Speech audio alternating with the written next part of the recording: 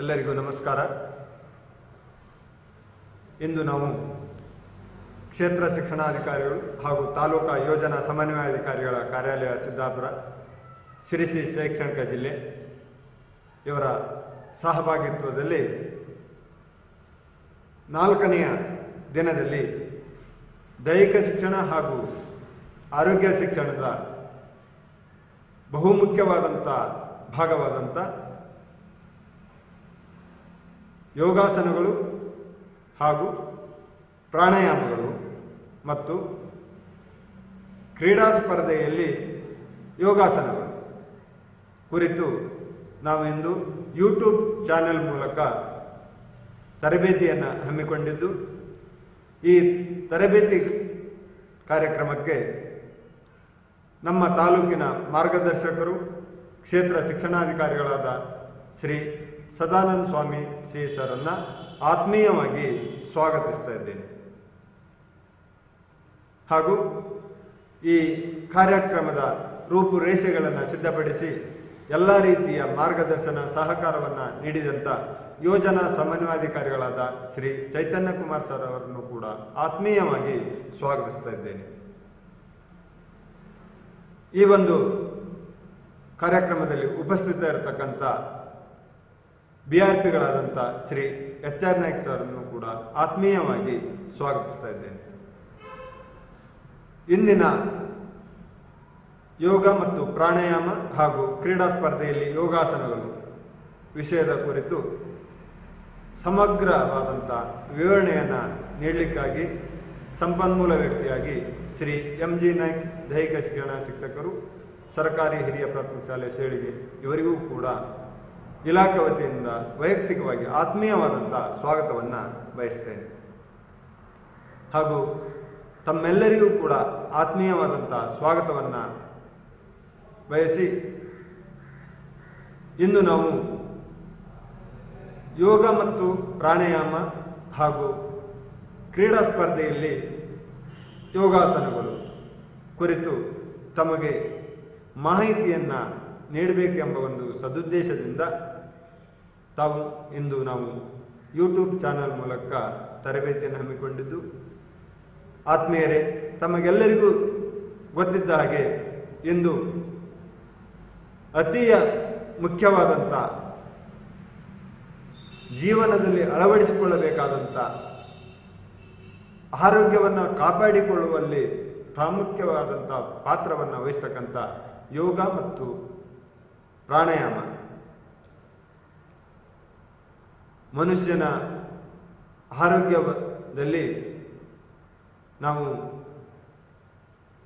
ಪೌಷ್ಟಿಕ ಆಹಾರವನ್ನು ಯಾವ ರೀತಿಯಲ್ಲಿ ನಾವು ಸೇವಿಸ್ತೇವೋ ಅದೇ ರೀತಿಯಲ್ಲಿ ನಾವು ಆರೋಗ್ಯವನ್ನು ಕಾಪಾಡಿಕೊಳ್ಳುವ ಬೇಕಾದರೆ ನಾವು ಆಸನಗಳನ್ನು ಮತ್ತು ಪ್ರಾಣಾಯಾಮಗಳನ್ನು ಕ್ರಮಬದ್ಧವಾಗಿ ಮಾಡಿದಲ್ಲಿ ನಮ್ಮ ಆಯುಷ್ಯವನ್ನು ಹೆಚ್ಚಿಸಿಕೊಂಡು ಜೊತೆಗೆ ನಮ್ಮ ಆರೋಗ್ಯವನ್ನು ಕಾಪಾಡಿಕೊಳ್ಳಲಿಕ್ಕೆ ಸಹಕಾರಿಯಾಗುತ್ತದೆ.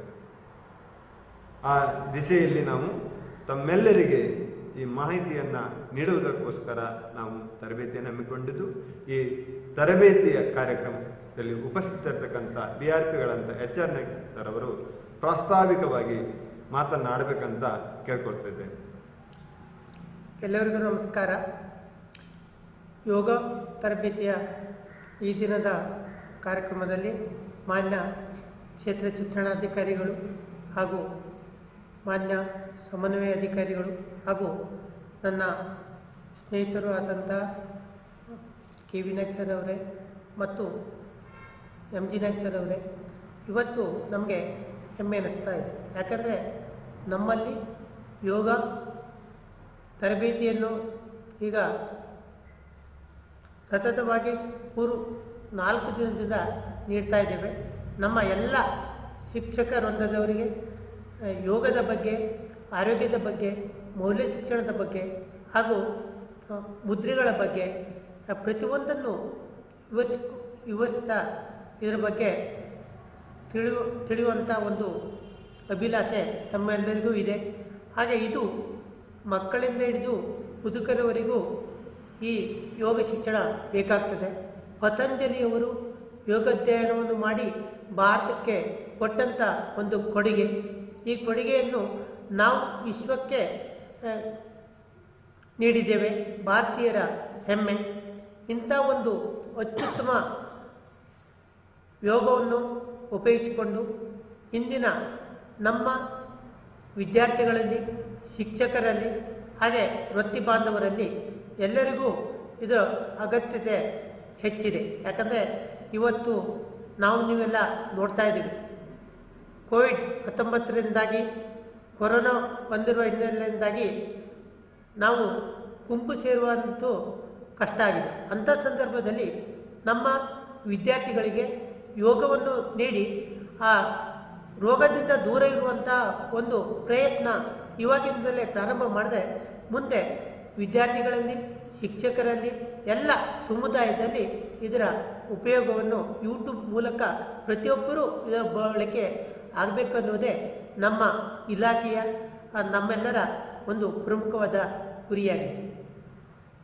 ಯೋಗ ಕೇವಲ ನಮಗಷ್ಟೇ ಅಲ್ಲ, ನನಗಾಗಿ, ನಮಗಾಗಿ, ನಮ್ಮೆಲ್ಲರಿಗಾಗಿ ಎನ್ನುವ ಒಂದು ಧ್ಯೇಯ ವಾಕ್ಯದ ಮೂಲಕವಾಗಿ ಪ್ರತಿಯೊಬ್ಬರಿಗೂ ಇದು ಮುಟ್ಟಬೇಕಾಗಿದೆ. ಅಂದರೆ ಮಾತ್ರ ಇಂದು ನಾವು ಆರೋಗ್ಯದಿಂದ ನಮ್ಮ ಎಲ್ಲ ಕಾರ್ಯಗಳನ್ನು ನೆರವೇರಿಸಲಿಕ್ಕೆ ಸಹಕಾರಿಯಾಗಿದೆ.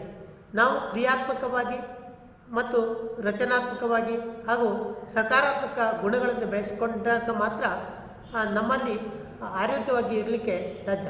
ಅದಕ್ಕೆ ಎಲ್ಲದಕ್ಕೂ ಕೂಡ ಯೋಗ ಮತ್ತು ವ್ಯಾಯಾಮ ಹಾಗೂ ಇವುಗಳು ಅಡಿಪಾಯವಾಗಿದೆ. ಅದನ್ನು ನೀವೆಲ್ಲ ಬೆಳೆಸ್ಕೊಳ್ತೀರಿ. ನನಗೆ ಈ ಒಂದು ಸುವರ್ಣ ಅವಕಾಶ ಸಿಕ್ಕಿದೆ. ಯಾಕಂದರೆ ನಾನು ಕೂಡ ಯೋಗ ತರಬೇತಿಯನ್ನು ಪಡೆದುಕೊಂಡು ಬಂದವನೇ. ಹಾಗಾಗಿ ರಾಜ್ಯ ಮಟ್ಟದ RP ಆಗಿ ನಿರ್ವಹಿಸಲಿಕ್ಕೆ ಯೋಗ ತರಬೇತಿಯಾಗಿದೆ. ನನಗೆ ಇದು ತುಂಬ ಆಸಕ್ತಿಯ ವಿಷಯವಾಗಿದೆ. ಹಾಗಾಗಿ ಮುಂದಿನ ದಿನದಲ್ಲಿ, ಮುಂದಿನ ವಾರದಲ್ಲಿ ಯೋಗ ತರಬೇತಿಯನ್ನು ಮತ್ತೊಮ್ಮೆ ರಿಪೀಟ್ ಆಗಿ ಯಾವ ಅಂಶಗಳು ಬಿಟ್ಟು ಹೋಗಿದೆ ಅದನ್ನೆಲ್ಲ ಸೇರಿಸಿ ಮುಂದೊಂದು ದಿನ ಕೊಡೋರು ಇದ್ದೇವೆ. ಅದು ಆನ್ಲೈನ್ ತರಬೇತಿಯನ್ನು ನೀಡಬೇಕು ಅಥವಾ ಯೂಟ್ಯೂಬಲ್ಲಿ ಬಿಡಬೇಕು ಅನ್ನುವ ಒಂದು ಇಚ್ಛೆ ಇದೆ. ಅದನ್ನು ತಮ್ಮೆಲ್ಲರ ಸಹಕಾರದಿಂದ ನೆರವೇರಿಸಲಿಕ್ಕೆ ಅದು ಸಹಕಾರಿಯಾಗ್ತದೆ. ಹಾಗಾಗಿ ನಮ್ಮ ಎಲ್ಲರಿಗೂ ಇದು ಉಪಯೋಗ ಇದೆ. ಯೋಗದ ಬಗ್ಗೆ ಹೆಚ್ಚೆಚ್ಚು ನಾವು ತಿಳಿದುಕೊಳ್ಬೇಕಾಗಿದೆ. ನಾವು ಹೇಗೆ ಪ್ರತಿನಿತ್ಯ ಊಟ ಮಾಡ್ತೇವೆ ಹಾಗೆ ಯೋಗವನ್ನು ಕೂಡ ಪ್ರತಿನಿತ್ಯ ಮಾಡಬೇಕು. ಅಂದಾಗ ಮಾತ್ರ ಅದರ ಉಪಯೋಗವನ್ನು ನಾವು ಪಡೀಲಿಕ್ಕೆ ಸಾಧ್ಯ ಆಗ್ತದೆ.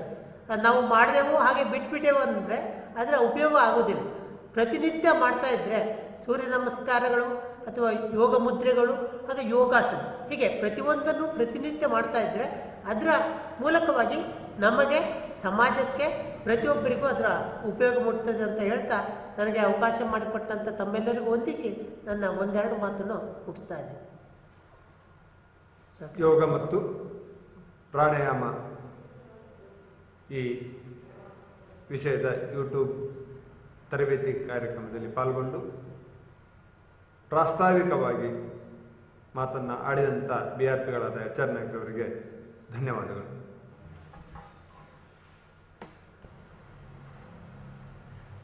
ಆತ್ಮೀಯರೇ, ಯೋಗ ನಮ್ಮೆಲ್ಲರ ಸುಯೋಗ.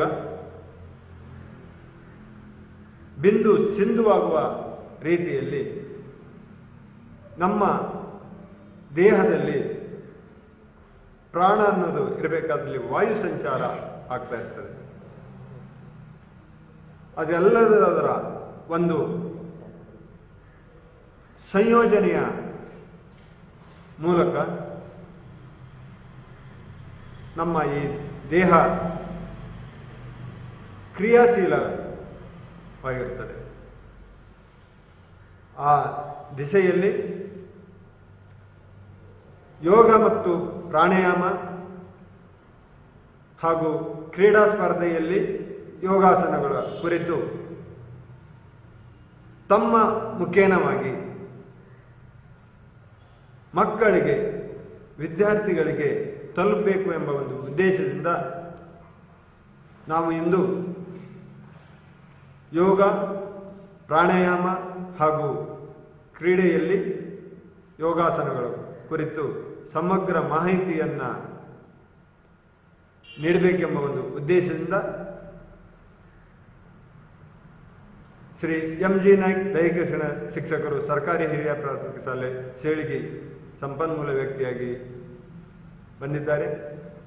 ಅವರು ಈ ಎಲ್ಲ ವಿಷಯಗಳ ಕುರಿತು ಸಮಗ್ರವಾದಂಥ ಮಾಹಿತಿಯನ್ನು ತಮಗೆ ನೀಡಬೇಕಂತ ಕೇಳಿಕೊಳ್ತಾ ಅವರಿಗೆ ಮತ್ತೊಮ್ಮೆ ಸ್ವಾಗತವನ್ನು ಬಯಸ್ತೇನೆ. ಧನ್ಯವಾದಗಳು. ಎಲ್ಲರಿಗೂ ನಮಸ್ಕಾರಗಳು. ಪ್ರಸ್ತುತ ಸಂದರ್ಭದಲ್ಲಿ ಕೋವಿಡ್-19 ಎನ್ನುವಂತಹ ಮಹಾರೋಗ ಪ್ರಪಂಚದಾದ್ಯಂತ ಮರಣ ಮೃದಂಗವನ್ನು ಬಾರಿಸ್ತಾ ಇದೆ. ಒಬ್ಬರಿಂದ ಇನ್ನೊಬ್ಬರಿಗೆ ಹರಡುವಂತಹ ಈ ರೋಗ ಇದೊಂದು ಸಾಂಕ್ರಾಮಿಕ ರೋಗ ಅಂತಲೇ ಪರಿಗಣಿಸಲ್ಪಟ್ಟಿದೆ. ವಯೋವೃದ್ಧರನ್ನು ಹಾಗೂ ಚಿಕ್ಕ ಮಕ್ಕಳನ್ನು ಹೆಚ್ಚು ಗುರಿಯಾಗಿಸಿ ತೊಂದರೆಯನ್ನು ನೀಡುತ್ತಿರುವಂತಹ ಒಂದು ರೋಗ ಅಂದರೆ ಈ ಕೊರೋನಾ. ಕಾರಣ ಏನು ಅಂತ ಹೇಳಿದ್ರೆ, ನಮ್ಮಲ್ಲಿ ದೈಹಿಕವಾಗಿ ರೋಗ ನಿರೋಧಕ ಶಕ್ತಿ ಕಡಿಮೆಯಾದಾಗ ಇಂತಹ ರೋಗಗಳು ನಮ್ಮನ್ನು ಬಾಧಿಸುತ್ತದೆ. ಈ ದಿಶೆಯಲ್ಲಿ ಕಳೆದ 3 ದಿನಗಳಿಂದ ಆರೋಗ್ಯ ಶಿಕ್ಷಣ ಇರ್ಬೋದು, ಪೌಷ್ಟಿಕ ಆಹಾರಗಳ ಬಗ್ಗೆ ಇರ್ಬೋದು, ಸರಳ ವ್ಯಾಯಾಮಗಳ ಬಗ್ಗೆ ಇರ್ಬೋದು, ಈ ಆನ್ಲೈನ್ ಪಾಠವನ್ನು ಆಯೋಜಿಸಿದ್ದು. ಇಂದು ಪ್ರಾಣಾಯಾಮ ಹಾಗೂ ಯೋಗಾಸನಗಳ ಕುರಿತು ನಾನು ತಮ್ಮೊಂದಿಗೆ ವಿಷಯಗಳನ್ನು ಹಂಚಿಕೊಳ್ಳಲಿಕ್ಕೆ ಬಯಸ್ತಾ ಇದ್ದೇನೆ. ಆತ್ಮೀಯರೇ, ಯೋಗ ಅನ್ನೋದು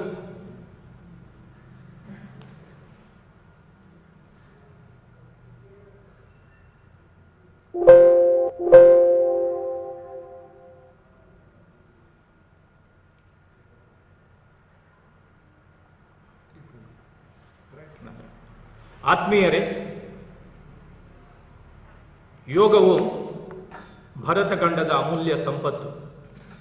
ಇದು ಸಾವಿರಾರು ವರ್ಷಗಳಿಂದ ಬೆಳಕಿಗೆ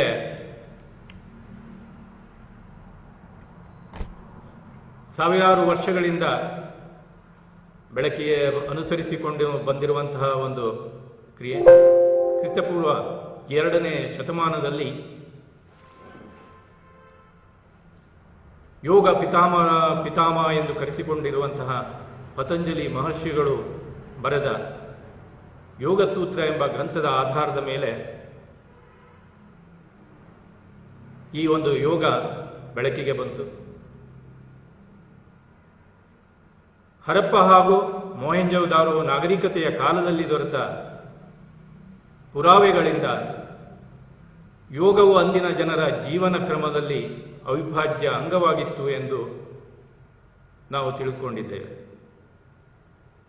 ಮಾನವನ ದೈಹಿಕ ಮತ್ತು ಮಾನಸಿಕ ವಿಕಾಸಕ್ಕಾಗಿ ಸಾವಿರಾರು ವರ್ಷಗಳಿಂದ ಆಚರಿಸಿಕೊಂಡು ಬಂದಿರುವಂತಹ ಈ ಯೋಗ ಇದೊಂದು ಪರಿಪೂರ್ಣ ಆಧ್ಯಾತ್ಮ ಅಂತಲೇ ಹೇಳ್ಬೋದು. ಇಂದು ನಮ್ಮನ್ನು ಪದೇ ಪದೇ ಕಾಡುತ್ತಿರುವಂತಹ ವಿಚಿತ್ರವಾದಂತಹ ಕಾಯಿಲೆಗಳಿಂದ ದೂರವಾಗಬೇಕು ಅಂತ ಹೇಳಿದ್ರೆ ಈ ವೈದ್ಯಕೀಯ ವಿಜ್ಞಾನದ ಜ್ಞಾನವೊಂದೇ ನಮಗೆ ಸಾಕಾಗಲ್ಲ. ಬದಲಿಗೆ ಪ್ರತಿದಿನ ನಾವು ಯೋಗಾಸನಗಳನ್ನು ಮಾಡಬೇಕು. ಹಿಂದಿನ ಕಾಲದ ಋಷಿಮುನಿಗಳನ್ನು ನೋಡಿದಾಗ ಇವರು ನೂರಾರು ವರ್ಷಗಳ ಕಾಲ ಜೀವಿಸ್ತಾ ಇದ್ದರು. ಕಾರಣ ಏನು?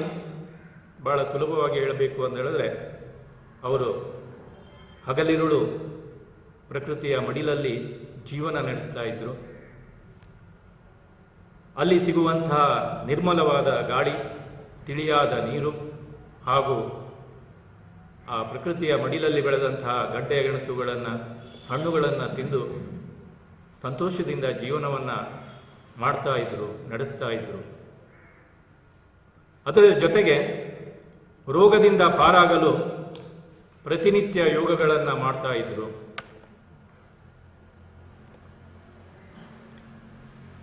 ಹಾಗಾದರೆ ಯೋಗ ಎಂದರೇನು ಎನ್ನುವುದನ್ನು ನೋಡುವುದಾದರೆ, ಯೋಗ ಎಂಬ ಪದವು ಯುಜ್ ಎಂಬ ಸಂಸ್ಕೃತ ಧಾತುವಿನಿಂದ ಬಂದಿದೆ. ಯುಜ್ ಎಂದರೆ ಕೂಡಿಸು, ಸೇರಿಸು, ಸಂಯೋಜಿಸು ಎನ್ನುವಂಥ ಅರ್ಥವನ್ನು ನೀಡ್ತದೆ. ಮೊದಲಿಗೆ ಇದು ದೇಹ ಮತ್ತು ಮನಸ್ಸನ್ನು ಕೂಡಿಸುವಂತಹ ಒಂದು ಕಲೆ ಎಂದು ಪರಿಗಣಿಸಲ್ಪಟ್ಟರು. ನಿಜವಾದ ಅರ್ಥದಲ್ಲಿ ಆತ್ಮ ಹಾಗೂ ಪರಮಾತ್ಮನ ಮಿಲನ ಅಂತ ಹೇಳ್ಬೋದು. ಈ ಯೋಗದ ಕುರಿತು ಹಲವಾರು ಗ್ರಂಥಗಳಲ್ಲಿ ವ್ಯಾಖ್ಯೆಗಳನ್ನು ನಾವು ನೋಡ್ಬೋದು. ಪತಂಜಲಿ ಮಹರ್ಷಿಗಳು ಬರೆದ ಪತಂಜಲಿ ಯೋಗದಲ್ಲಿ ಯೋಗ ಚಿತ್ತವೃತ್ತಿ ನಿರೋಧ ಎಂದು ಹೇಳಿದ್ದಾರೆ. ಹಾಗಂದರೆ ಚಂಚಲವಾದ ಮನಸ್ಸನ್ನು ಏಕಾಗ್ರತೆಗೊಳಿಸುವುದೇ ಯೋಗ. ಇನ್ನು ಭಗವದ್ಗೀತೆಯಲ್ಲಿ ಹೇಳ್ತಾರೆ, ಯೋಗ ಕರ್ಮಸು ಕೌಶಲಂ. ಯಾವುದೇ ಒಂದು ಕೆಲಸವನ್ನು ಅಥವಾ ಕಾರ್ಯವನ್ನು ಕೌಶಲ್ಯಪೂರ್ಣವಾಗಿ ಮಾಡುವುದೇ ಯೋಗ ಎಂದಿದ್ದಾರೆ. ಇನ್ನು ವಾಸಿಷ್ಠ ಗ್ರಂಥದಲ್ಲಿ ನೋಡೋದಾದರೆ, ಮನಃ ಪ್ರಶಮನೋಪಾಯ ಯೋಗ ಇತ್ಯಭಿಧೀಯತೆ, ಅಂದರೆ ಮನಸ್ಸನ್ನು ಪ್ರಶಾಂತಗೊಳಿಸುವುದೇ ಯೋಗ ಎನ್ನುವಂತಹ ಅರ್ಥಗಳಿಂದ ನಾವು ಇವತ್ತು ಯೋಗದ ಮಹತ್ವವನ್ನು ತಿಳಿದುಕೊಳ್ಬೋದು. ಈ ಯೋಗದಲ್ಲಿ ಮುಖ್ಯವಾಗಿ 4 ಪಥಗಳನ್ನು ನೋಡ್ತೇವೆ. ಒಂದು ಕರ್ಮಯೋಗ, ಎರಡನೇದು ಭಕ್ತಿಯೋಗ, ಮೂರನೇದು ಜ್ಞಾನಯೋಗ, ನಾಲ್ಕನೇದು ರಾಜಯೋಗ. ಇವುಗಳನ್ನು ಸಂಕ್ಷಿಪ್ತವಾಗಿ ಹೇಳಬೇಕು ಅಂತ ಹೇಳಿದ್ರೆ, ಕರ್ಮಯೋಗ ಹೆಸರೇ ಹೇಳ್ತದೆ, ಕೆಲಸ ಮಾಡುವುದು ಒಂದು ಯೋಗ ಅಂತೇಳಿ. ಬಸವಣ್ಣನವರು ಹೇಳ್ತಾರೆ, ಕಾಯಕವೇ ಕೈಲಾಸ ಅಂತೇಳಿ. ಈ ಎಲ್ಲ ಮಾತುಗಳು ಕೆಲಸದ ಮಹತ್ವವನ್ನು ತಿಳಿಸ್ಕೊಡ್ತದೆ. ಮನುಷ್ಯ ಮಾಡುವಂತಹ ಪ್ರತಿಯೊಂದು ಕೆಲಸ ಅಥವಾ ಕಾರ್ಯದಲ್ಲೂ ಒಂದು ಪ್ರತಿಫಲ ಇದ್ದೇ ಇರ್ತದೆ. ಆದರೆ ನಾವು ಆ ಕೆಲಸವನ್ನು ಮಾಡುವಾಗ ಆ ಪ್ರತಿಫಲದ ನಿರೀಕ್ಷೆ ಮಾಡದೆ ಕೇವಲ ಕೆಲಸದಲ್ಲಿ ಕಾರ್ಯೋನ್ಮುಖರಾದಾಗ ನಮಗೆ ಸಂತೋಷ ಸಿಗ್ತದೆ ಅನ್ನುವಂಥ ಸಿದ್ಧಾಂತವನ್ನು ಕರ್ಮಯೋಗದಲ್ಲಿ ಕಾಣಬಹುದು. ಇನ್ನು ಭಕ್ತಿ ಯೋಗಕ್ಕೆ ಬಂದರೆ ಸಂಪೂರ್ಣವಾಗಿ ಇದು ಭಕ್ತಿ ಪ್ರಧಾನವಾದದ್ದು. ನಮ್ಮ ಮನಸ್ಸಿನಲ್ಲಿ ಉಂಟಾಗುವಂತಹ ಅನೇಕ ಭಾವನೆಗಳನ್ನು ಉದಾತ್ತಗೊಳಿಸಿ ಮನಸ್ಸನ್ನು ಶಾಂತಿ ಹಾಗೂ ಸಮಾಧಾನ ಸ್ಥಿತಿಯಲ್ಲಿಡುವಂತಹ ಒಂದು ಮಾರ್ಗ ಇದೆ. ಮೂರನೇದಾಗಿ ಜ್ಞಾನಯೋಗ.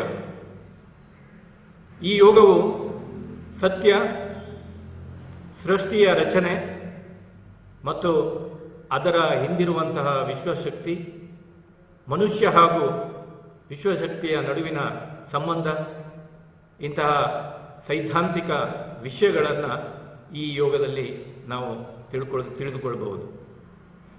ಇನ್ನು ರಾಜಯೋಗ, 4ನೆಯ ಒಂದು ಪಥ ರಾಜಯೋಗ. ಈ ಯೋಗದಲ್ಲಿ ನಮ್ಮ ಅಂತರಂಗ ಹಾಗೂ ಬಹಿರಂಗದ ಸ್ಥಿತಿಯನ್ನು ಪರೀಕ್ಷಿಸುವಂತಹ ಒಂದು ಮಾರ್ಗ ಇದೆ. ಇದನ್ನು ಅಷ್ಟಾಂಗ ಯೋಗ ಎಂತಲೂ ಕರೀತಾರೆ. ಅಷ್ಟಾಂಗ ಯೋಗದಲ್ಲಿ 8 ಮೆಟ್ಟಿಲುಗಳನ್ನು ನಾವು ನೋಡ್ತೇವೆ. ಯಮ, ನಿಯಮ, ಆಸನ, ಪ್ರಾಣಾಯಾಮ, ಪ್ರತ್ಯಾಹಾರ, ಧಾರಣ, ಧ್ಯಾನ, ಸಮಾಧಿ. ಪ್ರತಿಯೊಂದನ್ನು ಸಂಕ್ಷಿಪ್ತವಾಗಿ ವಿವರಿಸ್ತಾ ಹೋದಾಗ ಮೊದಲನೇ ಮೆಟ್ಟಿಲು ಯಮ. ಇದು ಸಾಮಾಜಿಕ ಹಾಗೂ ನೈತಿಕ ಶಿಸ್ತಿಗೆ ಸಂಬಂಧಪಟ್ಟಂಥದ್ದು. ಇದರಲ್ಲಿ 5 ಅಂಶಗಳನ್ನು ನಾವು ನೋಡ್ತೇವೆ. ಒಂದನೇದು ಅಹಿಂಸೆ, ಸತ್ಯ, ಆಸ್ತೇಯ, ಅಪರಿಗ್ರಹ ಮತ್ತು ಬ್ರಹ್ಮಚರ್ಯ. ಜಗತ್ತಿನಲ್ಲಿ ಯಾರೂ ಯಾವ ಜೀವಿಗಳನ್ನು ಹಿಂಸಿಸಬಾರದು, ಸದಾ ಸತ್ಯವನ್ನೇ ನುಡಿಯಬೇಕು, ಸತ್ಯವಾದಿಯಾಗಿರಬೇಕು, ಸತ್ಯದಲ್ಲೇ ನಡೆಯಬೇಕು, ಮೋಸ ಕಳ್ಳತನವನ್ನು ಮಾಡಬಾರದು, ಅಗತ್ಯಕ್ಕಿಂತ ಹೆಚ್ಚು ವಸ್ತುಗಳನ್ನು ಸಂಗ್ರಹಿಸಿ ಇಟ್ಟುಕೊಳ್ಳಬಾರದು. ಇನ್ನು ಬ್ರಹ್ಮಚರ್ಯ ಸಾಧಕನಾದವನು ಬ್ರಹ್ಮಚರ್ಯದ ನಿಯಮಗಳನ್ನು ಪಾಲಿಸಬೇಕು. ಅಂದರೆ ದೈಹಿಕ, ಮಾನಸಿಕ ಹಾಗೂ ಇಂದ್ರಿಯಗಳ ನಿಗ್ರಹಗಳನ್ನು ಮಾಡಬೇಕು ಅಂತ. 2ನೇ ಮೆಟ್ಟಿಲು ನಿಯಮ. ಇದು ವೈಯಕ್ತಿಕ ಶಿಸ್ತಿಗೆ ಸಂಬಂಧಪಟ್ಟಂಥದ್ದು. ಇದರಲ್ಲೂ ಸಹ ನಾವು 5 ನಿಯಮಗಳನ್ನು ಅಥವಾ ಅಂಶಗಳನ್ನು ನೋಡಬಹುದು. ಮೊದಲನೇದು ಶುದ್ಧಿ, 2ನೇದು ಸಂತೋಷ, 3ನೇದು ತಪಸ್ಸು, 4ನೇದು ಸ್ವಾಧ್ಯಾಯ, 5ನೇದು ಈಶ್ವರ ಪ್ರಣಿಧಾನ. ಶುದ್ಧಿ ಅಂದರೆ ದೇಹ ಹಾಗೂ ಮನಸ್ಸನ್ನು ಶುಚಿಯಾಗಿಡುವುದು, ಜೊತೆಗೆ ನಮ್ಮ ಸುತ್ತಮುತ್ತಲಿನ ಪರಿಸರವನ್ನು ಶುಚಿಯಾಗಿಟ್ಟುಕೊಳ್ಳುವುದು. ಸಂತೋಷ, ಇದು ಹರ್ಷ, ಉಲ್ಲಾಸ ಎನ್ನುವಂತಹ ಅರ್ಥವನ್ನು ನೀಡುವಂಥ ಪದ. ಸಾಧಕನಾದವನು ಯಾವುದನ್ನು ಬಯಸದೇ ಇದ್ದರೆ ಆತ ಮನಸ್ಸಿನಲ್ಲಿ ಸಮಾಧಾನವನ್ನು ಹೊಂದುತ್ತಾನೆ. ಇನ್ನು 3ನೇದು ತಪಸ್ಸು. ಶ್ರದ್ಧೆಯಿಂದ ಕೂಡಿದ ಸತತವಾದ ಪ್ರಯತ್ನವೇ ತಪಸ್ಸು. ಇಲ್ಲಿ ಮನಸ್ಸಿನ ನಿಗ್ರಹವನ್ನು ಮಾಡಬೇಕು. ಇನ್ನು ಸ್ವಾಧ್ಯಾಯ, ತನ್ನನ್ನೇ ತಾನು ಅರಿತುಕೊಳ್ಳುವಂಥದ್ದು. ಇದನ್ನು ಆತ್ಮವಿದ್ಯೆ ಅಥವಾ ಅಂತರಾವಲೋಕನ ಎಂದು ಸಹ ಕರೆಯುತ್ತಾರೆ. ಈಶ್ವರ ಪ್ರಣಿಧಾನ, ಇದರಲ್ಲಿ ತನ್ನನ್ನೇ ತಾನು ಸಮರ್ಪಿಸಿಕೊಳ್ಳುವುದು. ಒಬ್ಬ ವ್ಯಕ್ತಿ ತತ್ವದಲ್ಲಿ, ವಿಷಯದಲ್ಲಿ ಅಥವಾ ಶಕ್ತಿಯಲ್ಲಿ ತನ್ನನ್ನು ತಾನೇ ಸಮರ್ಪಿಸಿಕೊಳ್ಳುವಂತಹ ಒಂದು ಭಾಗ ಇದೆ. ಇನ್ನು 3ನೇ ಮೆಟ್ಟಿಲು ಆಸನ. ಆಸನ ಅಂದರೆ ದೇಹದ ಸರಿಯಾದ ನಿಲುವು ಅಥವಾ ಭಂಗಿ ಎನ್ನುವಂಥ ಅರ್ಥವನ್ನು ನೀಡುತ್ತದೆ. ನಿಶ್ಚಲವಾದಂತಹ, ಸುಖಕರವಾದಂತಹ, ಒಂದೇ ಬಹಳ ಸಮಯದವರೆಗೆ ಒಂದೇ ಆಸನದಲ್ಲಿ ಇರುವಂತೆ ಮಾಡುವುದೇ ಆಸನ. ಇನ್ನು ಪ್ರಾಣಾಯಾಮದ ಬಗ್ಗೆ ನೋಡುವುದಾದರೆ, ಪ್ರಾಣ ಅಂದರೆ ಜೀವ, ಉಸಿರು, ಉಸಿರಾಟ. ಆಯಾಮ ಅಂದರೆ ನಿಗ್ರಹಿಸಿ, ಅಂದರೆ ದೇಹ ಹಾಗೂ ಮನಸ್ಸಿನ ನಡುವಿನ ಉಸಿರಾಟವನ್ನು ಕ್ರಮಬದ್ಧಗೊಳಿಸುವಂಥ ಒಂದು ಹಂತ. 4ನೇದು ಪ್ರತ್ಯಾಹಾರ. ಇಲ್ಲಿ ಮನಸ್ಸು ಇಂದ್ರಿಯಗಳ ಸಹಾಯದಿಂದ ಹೊರಗಿನ ಪ್ರತಿಯೊಂದು ವಸ್ತುವನ್ನು, ವಿಷಯವನ್ನು ಗಮನಿಸ್ತಾ ಇರುತ್ತದೆ. ಇಂತಹ ಮನಸ್ಸನ್ನು ಏಕಾಗ್ರತೆಗೊಳಿಸುವುದೇ ಪ್ರತ್ಯಾಹಾರ. ಮುಂದಿನ ಮೆಟ್ಟಿಲು ಧಾರಣ. ಧಾರಣ ಅಂದರೆ ಧರಿಸುವುದು, ಕೇಂದ್ರೀಕರಿಸುವುದು ಎನ್ನುವಂತಹ ಅರ್ಥವನ್ನು ನೀಡುತ್ತದೆ. ಇಲ್ಲಿ ಒಬ್ಬ ವ್ಯಕ್ತಿ ತನ್ನ ಮನಸ್ಸನ್ನು ಒಂದು ವಸ್ತು ಅಥವಾ ವಿಷಯದಲ್ಲಿ ಏಕಾಗ್ರತೆಗೊಳಿಸುವುದೇ ಧಾರಣ. ಮುಂದಿನ ಮೆಟ್ಟಿಲು ಧ್ಯಾನ. ಮನಸ್ಸು ಇಂದ್ರಿಯಗಳನ್ನು ತನ್ನ ಹಿಡಿತದಲ್ಲಿಟ್ಟುಕೊಂಡು ಏಕಾಗ್ರತೆಯಿಂದ ದೇವರನ್ನು ಕುರಿತು ಮಾಡುವ ವಿಧಾನವೇ ಧ್ಯಾನ. ಕೊನೆಯದಾಗಿ ಸಮಾಧಿ. ಧ್ಯಾನದ ಮುಂದುವರಿದಂತಹ ಒಂದು ಸ್ಥಿತಿ ಇದು. ಇಲ್ಲಿ ವ್ಯಕ್ತಿ ವಸ್ತುವಿನಲ್ಲೇ ತಲ್ಲೀನನಾಗ್ತಾನೆ ಅಥವಾ ವಸ್ತುವೇ ತಾನಾಗ್ತಾನೆ. ಆ ವಸ್ತುವಿನಲ್ಲೇ ಪರವಶನಾಗಿ ಅಮಿತ ಆನಂದವನ್ನು ಹೊಂದುತ್ತಾನೆ. ಹೀಗೆ 8 ಮೆಟ್ಟಿಲುಗಳನ್ನು ನಾವು ವಿದ್ಯಾರ್ಥಿಗಳಿಗೆ ಪರಿಚಯ ಕೊಡುವುದರ ಮೂಲಕ ಅವರಿಗೆ ಯೋಗಾಸನದ ಬಗ್ಗೆ ಹೆಚ್ಚಿನ ತಿಳುವಳಿಕೆಯನ್ನು ನೀಡಬಹುದು. ಇನ್ನು ಹಾಗಾದರೆ ಯೋಗವನ್ನು ಯಾಕೆ ಮಾಡಬೇಕು? ಯೋಗಾಸನದ ಗುರಿ ಏನು? ಇದರಿಂದ ನಮಗೆ ಏನು ಲಾಭಗಳು ಉಂಟು ಎನ್ನುವುದನ್ನು ನೋಡೋದಾದರೆ, ಸ್ವಸ್ಥ ಶರೀರದೊಂದಿಗೆ ಮಾನಸಿಕ ಶಕ್ತಿಯ ವಿಕಾಸ, ಅಂದರೆ ಆರೋಗ್ಯವಂತ ಶರೀರ ದೊರೆಯುತ್ತದೆ, ಮಾನಸಿಕ ಶಕ್ತಿ ಹೆಚ್ಚಾಗ್ತದೆ, ಮೈಮಣಿತ, ಕೀಲು ಮತ್ತು ಬೆನ್ನು ಮಣಿಸರದ ಆರೋಗ್ಯವನ್ನು ಇದರಿಂದ ಹೆಚ್ಚಿಸಿಕೊಳ್ಳಿಕ್ಕೆ ಸಾಧ್ಯ ಆಗ್ತದೆ, ದೀರ್ಘಾಯುಷ್ಯವನ್ನು ಹೊಂದಬಹುದು. ಉದಾಹರಣೆಗಾಗಿ ಹಿಂದಿನ ಋಷಿಮುನಿಗಳನ್ನು ತೆಗೆದುಕೊಳ್ಬಹುದು, ಅಥವಾ ಗದಗಿನ ಹೊಸಳ್ಳಿಯಲ್ಲಿ ಇದ್ದಂತಹ ಶ್ರೀ ಬೂದಿ ಬಸವೇಶ್ವರರು ಸುಮಾರು 773 ವರ್ಷಗಳ ಕಾಲ ಬದುಕಿದ್ರು ಅನ್ನುವುದನ್ನು ನಾವು ಅವರ ಚರಿತ್ರೆಯನ್ನು ಓದಿದಾಗ ಕಂಡುಬರ್ತದೆ. ಇನ್ನು ಮಾನಸಿಕ ಏಕಾಗ್ರತೆ ಹಾಗೂ ಭಾವನಾತ್ಮಕ ಸಂಯಮವನ್ನು ಅಭಿವೃದ್ಧಿಪಡಿಸುವುದು, ಶಾಂತ ಮನಸ್ಸು, ಸ್ಮರಣ ಶಕ್ತಿ, ಬುದ್ಧಿ ಶಕ್ತಿಯನ್ನು ವೃದ್ಧಿಸುವುದು, ಜೊತೆಗೆ ರೋಗ ನಿರೋಧಕ ಶಕ್ತಿಯನ್ನು ಹೆಚ್ಚಿಸಿ ರೋಗ ವಿಮುಕ್ತ ದೇಹವನ್ನು ಉಂಟು ಮಾಡ್ತದೆ. ಒಳ್ಳೆಯ ಆಲೋಚನೆಗಳು, ಒಳ್ಳೆಯ ನಿರ್ಧಾರಗಳನ್ನು ತೆಗೆದುಕೊಳ್ಳಲಿಕ್ಕೆ ಈ ಯೋಗಾಸನ ಸಹಾಯಕ. ಏಕಾಗ್ರತೆಯನ್ನು ಹೆಚ್ಚಿಸುವುದರ ಮೂಲಕ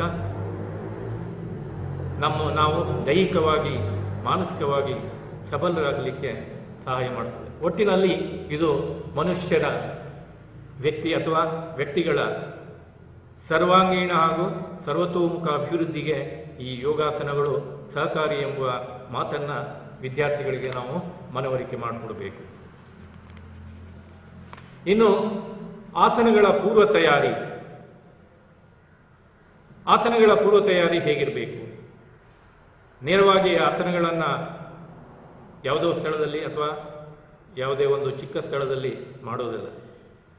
ಸ್ಥಳ ವಿಶಾಲವಾಗಿರಬೇಕು, ಸಮತಟ್ಟಾಗಿರಬೇಕು, ಶುಚಿಯಾಗಿರಬೇಕು. ಶುಚಿ ಅಂದರೆ ಸ್ವಚ್ಛವಾಗಿರಬೇಕು. ಜೊತೆಗೆ ಗಾಳಿ ಬೆಳಕುಗಳು ಸಾಕಷ್ಟು ಬರುವಂತಹ ಸ್ಥಳ ಆಗಿರಬೇಕು.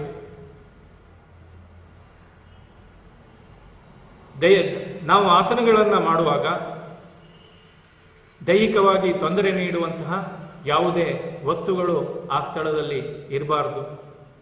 ಸ್ಥಳ ಪ್ರಶಾಂತವಾಗಿರಬೇಕು. ಇನ್ನು ಸಮಯ, ಯಾವ ಸಮಯದಲ್ಲಿ ಆಸನಗಳನ್ನು ಮಾಡಬಹುದು ಎನ್ನುವುದನ್ನು ನೋಡುವುದಾದರೆ, ಬೆಳಿಗ್ಗೆಯ ಸಮಯ ಅತ್ಯುತ್ತಮ. ಬೆಳಿಗ್ಗೆ 5ರಿಂದ 8 ಗಂಟೆಯವರೆಗೆ, ಸಾಯಂಕಾಲ 5ರಿಂದ 7 ಗಂಟೆಯವರೆಗೆ ಈ ಯೋಗಾಸನಗಳನ್ನು ನಾವು ಮಾಡಬಹುದು. ಮುಂದಿನದಾಗಿ ಉಡುಪು. ಮೈ ಮೇಲೆ ಕಡಿಮೆ ಬಟ್ಟೆಗಳನ್ನು ಧರಿಸಬೇಕು.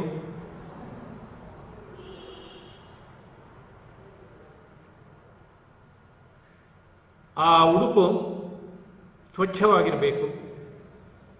ಅಂಗಾಂಗ ಚಲನೆಗೆ ಯಾವುದೇ ರೀತಿಯ ಅಡ್ಡಿಯನ್ನು ಮಾಡುವಂತಿರಬಾರದು. ಇನ್ನು ಶೌಚಕ್ರಿಯೆಗೆ ಬಂದಾಗ ಬೆಳಗ್ಗೆ ಎದ್ದ ತಕ್ಷಣ ಮಲಮೂತ್ರಗಳನ್ನು ವಿಸರ್ಜನೆ ಮಾಡಬೇಕು. ನೆಕ್ಸ್ಟು ಕೈಕಾಲು ಮುಖವನ್ನು ತೊಳೆದು ಸ್ನಾನವನ್ನು ಬೇಕಾದರೆ ಮಾಡಬಹುದು. ಯಾಕಂದರೆ ಅದು ಸ್ನಾನಕ್ಕೆ ಮತ್ತು ಯೋಗಾಸನಕ್ಕೆ ಯಾವುದೇ ಸಂಬಂಧ ಇಲ್ಲ. ಸ್ನಾನ ಮಾಡಿದ್ರೆ ಮನಸ್ಸು ಆನಂದ ಭರಿತವಾಗ್ತದೆ, ಆಸನ ಮಾಡಲಿಕ್ಕೆ ಉತ್ತೇಜನವನ್ನು ನೀಡ್ತದೆ ಅನ್ನುವಂಥ ಒಂದು ಕಾರಣದಿಂದ ಸ್ನಾನವನ್ನು ಮಾಡಿದ್ರೆ ಉತ್ತಮ ಅನ್ನೋದು ನಮ್ಮ ಅಭಿಪ್ರಾಯ. ಅದೇ ರೀತಿ ಆಹಾರ, ಖಾಲಿ ಹೊಟ್ಟೆಯಲ್ಲಿ ಆಹಾರಗಳನ್ನು ತೆಗೆದುಕೊಳ್ಬಾರ್ದು. ಖಾಲಿ ಹೊಟ್ಟೆಯಲ್ಲಿ ಆಸನಗಳನ್ನು ಮಾಡಬೇಕು.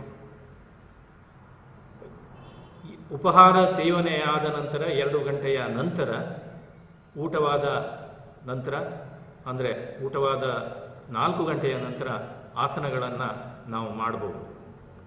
ಉಸಿರಾಟ, ಯೋಗಾಸನ ಮಾಡುವಾಗ ಉಸಿರಾಟವನ್ನು ನಾವು ಮೂಗಿನ ಮೂಲಕವೇ ಉಸಿರಾಟವನ್ನು ನಡೆಸಬೇಕು.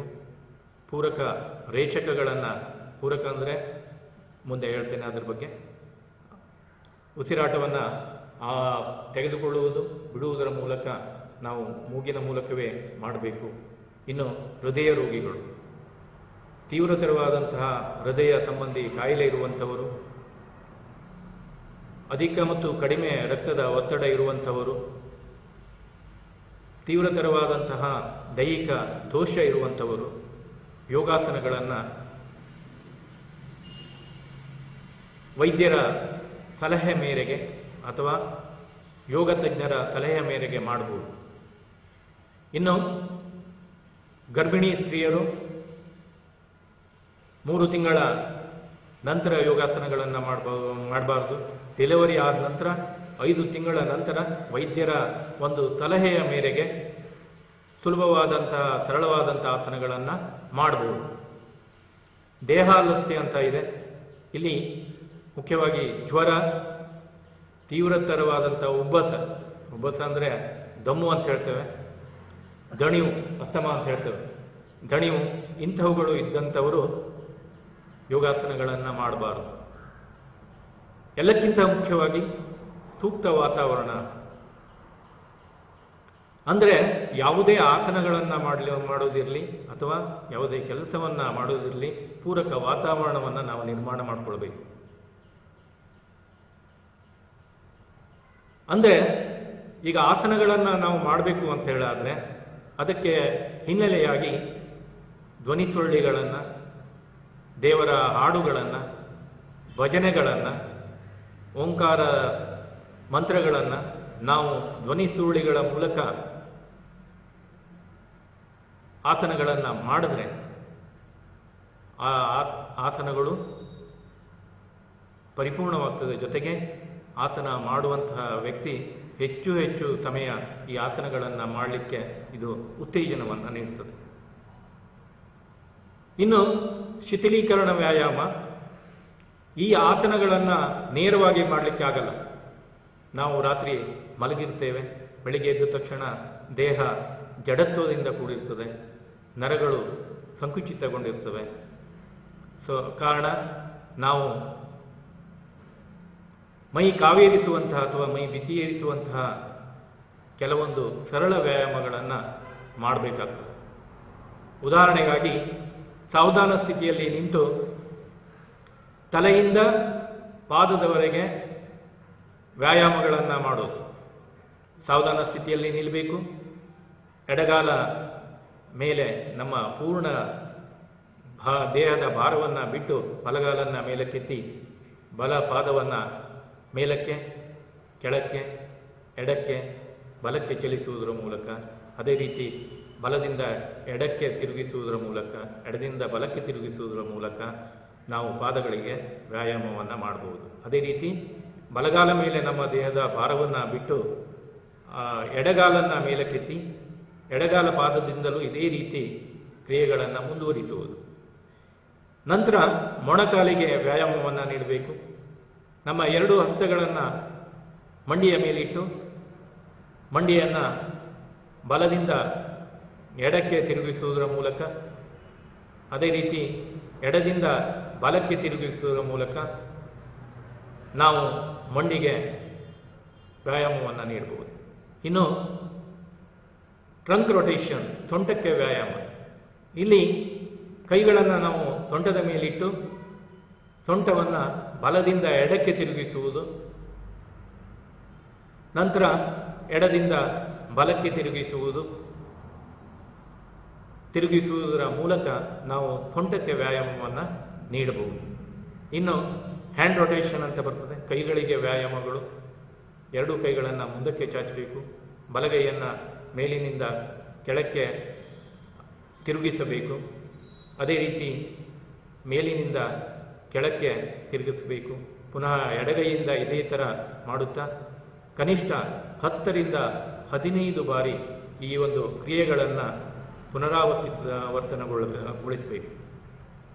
ಈ ಎಲ್ಲ ಆಸನಗಳನ್ನು ನಾವು ವಿದ್ಯಾರ್ಥಿಗಳಿಗೆ ಪುನಃ ಪುನಃ ಮಾಡೋದರಿಂದ ಅವರಲ್ಲಿಯ ರೋಗ ನಿರೋಧಕ ಶಕ್ತಿ ಹೆಚ್ಚುತ್ತದೆ.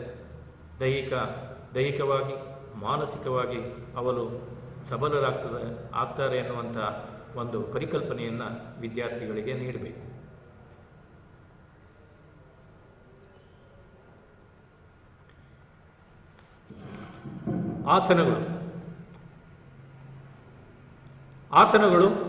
ಆಸನಗಳೆಂದರೆ ದೇಹದ ಸರಿಯಾದ ಭಂಗಿ ಅಥವಾ ದೇಹದ ಸರಿಯಾದ ನಿಲುವು ಎನ್ನುವಂತಹ ಅರ್ಥವನ್ನು ಕೊಡ್ತದೆ. ಸ್ಥಿರಂ ಸುಖಂ ಆಸನಂ ಎಂದು ಇದನ್ನು ಕರೆದಿದ್ದಾರೆ. ಸ್ಥಿರವಾಗಿ ಸುಖಕರವಾಗಿ ಮಾಡುವುದೇ ಆಸನ. ಆಸನದಲ್ಲಿ 3 ಪ್ರಕಾರಗಳನ್ನು ನಾವು ನೋಡ್ತೇವೆ. ಒಂದು ನಿಂತು ಮಾಡುವಂತಹ ಆಸನಗಳು, ಕುಳಿತು ಮಾಡುವಂತಹ ಆಸನಗಳು, ಮಲಗಿ ಮಾಡುವ ಆಸನಗಳು. ಈ ಮಲಗಿ ಮಾಡುವ ಆಸನಗಳಲ್ಲಿ ಪುನಃ 2 ರೀತಿಯ ಆಸನಗಳಿವೆ. ಬೆನ್ನ ಮೇಲೆ ಮಲಗಿ ಮಾಡುವಂಥ ಆಸನಗಳು, ಹೊಟ್ಟೆಯ ಮೇಲೆ ಮಲಗಿ ಮಾಡುವಂಥ ಆಸನಗಳು. ಈ ಎಲ್ಲ ಆಸನಗಳನ್ನು ನಾವು ಪುನಃ ವರ್ಗೀಕರಣ ಮಾಡ್ಬೋದು. 3 ರೀತಿಯಲ್ಲಿ ವರ್ಗೀಕರಣ ಮಾಡ್ಬೋದು. ಒಂದು ಧ್ಯಾನಾತ್ಮಕ ಆಸನಗಳು, ಇನ್ನೊಂದು ನಿರ್ಮಾಣಾತ್ಮಕ ಆಸನಗಳು, ಮತ್ತೊಂದು ವಿಶ್ರಾಂತಿದಾಯಕ ಆಸನಗಳು. ಧ್ಯಾನಕ್ಕೆ ಪೂರಕವಾದಂಥ ಆಸನಗಳನ್ನು ಧ್ಯಾನಾತ್ಮಕ ಆಸನಗಳು ಎಂದು ಕರೆಯುತ್ತಾರೆ. ಉದಾಹರಣೆಗಾಗಿ ವಜ್ರಾಸನ ಇರಬಹುದು, ಪದ್ಮಾಸನ, ಸುಖಾಸನ.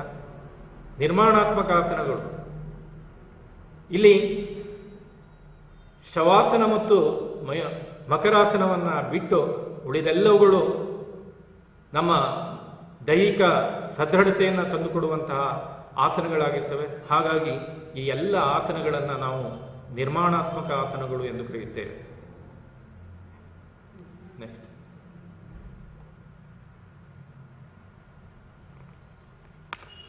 ಇಲ್ಲಿ ಆಸನಗಳನ್ನು ಮಾಡುವ ಪೂರ್ವದಲ್ಲಿ ನಾವು ಯೋಗ ಮಂತ್ರವನ್ನು ಮೊದಲಿಗೆ ಪಠಣ ಮಾಡಬೇಕು. ಯೋಗೇನ ಚಿತ್ತಸ್ಯ ಪದೇನ ವಾಚಾಂ ಮಲಂ ಶರೀರಸ್ಯ ಚ ವೈದ್ಯಕೇನ ಯೋಪಾಕರೋತ್ತಂ ಪ್ರವರಂ ಮುನೇನ ಪತಂಜಲಿ ಪ್ರಾಂಜಲಿರಾನತೋಸ್ಮಿ. ಇದರ ಅರ್ಥ ಹೀಗಿದೆ: ಅಂತರಂಗದ ದೋಷವನ್ನು ಯೋಗಶಾಸ್ತ್ರದ ಮೂಲಕವೂ, ಮಾತಿನ ದೋಷಗಳನ್ನು ವ್ಯಾಕರಣಶಾಸ್ತ್ರದ ಮೂಲಕವೂ, ಶರೀರದ ದೋಷಗಳನ್ನು ವೈದ್ಯಶಾಸ್ತ್ರದ ಮೂಲಕವೂ ದೂರೀಕರಿಸಿದಂತಹ ಪತಂಜಲಿ ಮುನಿಗೆ ಕೈ ಮುಗಿದು ನಮಿಸುವೆ ಎನ್ನುವಂಥ ಅರ್ಥವನ್ನು ನೀಡುತ್ತದೆ. ಈ ಒಂದು ಯೋಗಾಸನದ ಪಿತಾಮಹ ಪತಂಜಲಿ ಮಹರ್ಷಿಗಳು. ಅವರಿಗೆ ಪ್ರಥಮವಾಗಿ ನಮನವನ್ನು ಸಲ್ಲಿಸಿ ನಾವು ಮುಂದಿನ ವಿಧಾನಕ್ಕೆ ಹೋಗಬೇಕು. ಸೂರ್ಯ ನಮಸ್ಕಾರ ಈಗಾಗಲೇ ಹೇಳಿದ್ದೇನೆ. ಶಿಥಿಲೀಕರಣ ವ್ಯಾಯಾಮವನ್ನು ಮೊದಲಿಗೆ ಮಾಡಿ ನಂತರ ಸೂರ್ಯ ನಮಸ್ಕಾರವನ್ನು ಪ್ರಥಮವಾಗಿ ಪಠಣ ಮಾಡಬೇಕು. ಓಂ ಹಿರಣ್ಮಯೇನ ಪಾತ್ರೇಣ ಸರ್ವಸ್ಯಾಪಿ ಹಿತಂ ಮುಖಂ ತತ್ವಂ ಪೂಷನ್ ಅಪಾವೃಣು ಸತ್ಯ ಧರ್ಮಾಯ ದೃಷ್ಟಯೇ. ಇದರ ಅರ್ಥ ಹೀಗಿದೆ: ಜಗತ್ತಿನ ಪೋಷಕನಾದ ಓ ಸೂರ್ಯದೇವನೇ, ಸತ್ಯದ ಮುಖವನ್ನು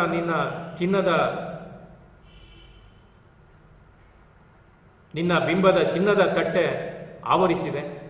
ಸತ್ಯ ಧರ್ಮದ ದರ್ಶನಕ್ಕಾಗಿ ನಿನ್ನ ಚಿನ್ನದ ತಟ್ಟೆಯ ಮುಖವಾಡವನ್ನು ದಯವಿಟ್ಟು ಕಳಚಿ ಹಾಕು.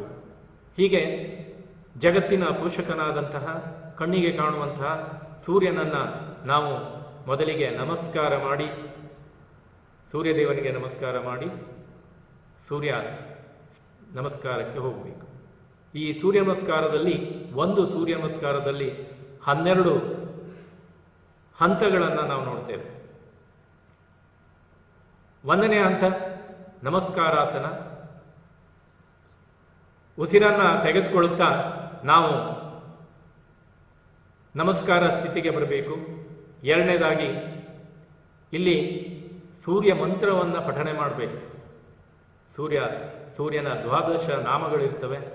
ಒಂದು ಸೂರ್ಯ ನಮಸ್ಕಾರಕ್ಕೆ ಒಂದು ಮಂತ್ರದಂತೆ ಪಠಣ ಮಾಡ್ತಾ ಹೋಗಬೇಕು. ಸೂರ್ಯ ನಮಸ್ಕಾರಾಸನ ಪೂರಕದೊಂದಿಗೆ ಪ್ರಾರಂಭ ಆಗ್ತದೆ. ಅಂದರೆ ಪೂರಕ ಅಂದರೆ ಉಸಿರನ್ನು ತೆಗೆದುಕೊಳ್ಳುವುದು. ಓಂ ಮಿತ್ರಾಯ ನಮಃ. 2ನೇದು ಊರ್ಧ್ವ ನಮಸ್ಕಾರಾಸನ. ಕೈಗಳನ್ನು ನೇರವಾಗಿ ತಲೆಯ ಮೇಲಕ್ಕೆ ತೆಗೆದುಕೊಂಡು ಹೋಗಿ ಸಾಧ್ಯವಾದಷ್ಟು ಹಿಂದಕ್ಕೆ ಬಾಗಬೇಕು. ಉಸಿರನ್ನು ಇಲ್ಲಿ ತಡೆ ಹಿಡಿಬೇಕು. ಹಾಗೆ ಮುಂದಕ್ಕೆ ಬಾಗ್ತಾ ಹಸ್ತಪಾದಾಸನಕ್ಕೆ ಬರಬೇಕು. ಇಲ್ಲಿ ಉಸಿರನ್ನು ಬಿಡುತ್ತಾ ನಮ್ಮ 2 ಹಸ್ತಗಳನ್ನು 2 ಪಾದದ ಅಕ್ಕಪಕ್ಕದಲ್ಲಿ ಊರಬೇಕು. ನಮ್ಮ ಹಣೆಯನ್ನು ಮಂಡಿಗೆ ಹಚ್ಚಬೇಕು. 4ನೇ ವಿಧಾನ ಏಕಪಾದ ಪ್ರಸರಣಾಸನ. ಉಸಿರನ್ನು ತೆಗೆದುಕೊಳ್ಳುತ್ತಾ ಬಲಗಾಲನ್ನು ಹಿಂದಕ್ಕೆ ಚಾಚಬೇಕು. ಇಲ್ಲಿ ಪಾದದ ಬೆರಳುಗಳು ಮತ್ತು ಮಂಡಿ ನೆಲಕ್ಕೆ ತಾಗಿರ್ತದೆ. ಎಡಗಾಲ ಮಂಡಿ ಎದೆಯ ಭಾಗವನ್ನು ಒತ್ತುತ್ತಾ ಇರಬೇಕಂತೆ ನಾವು ಹಿಡಿದಿರಬೇಕು.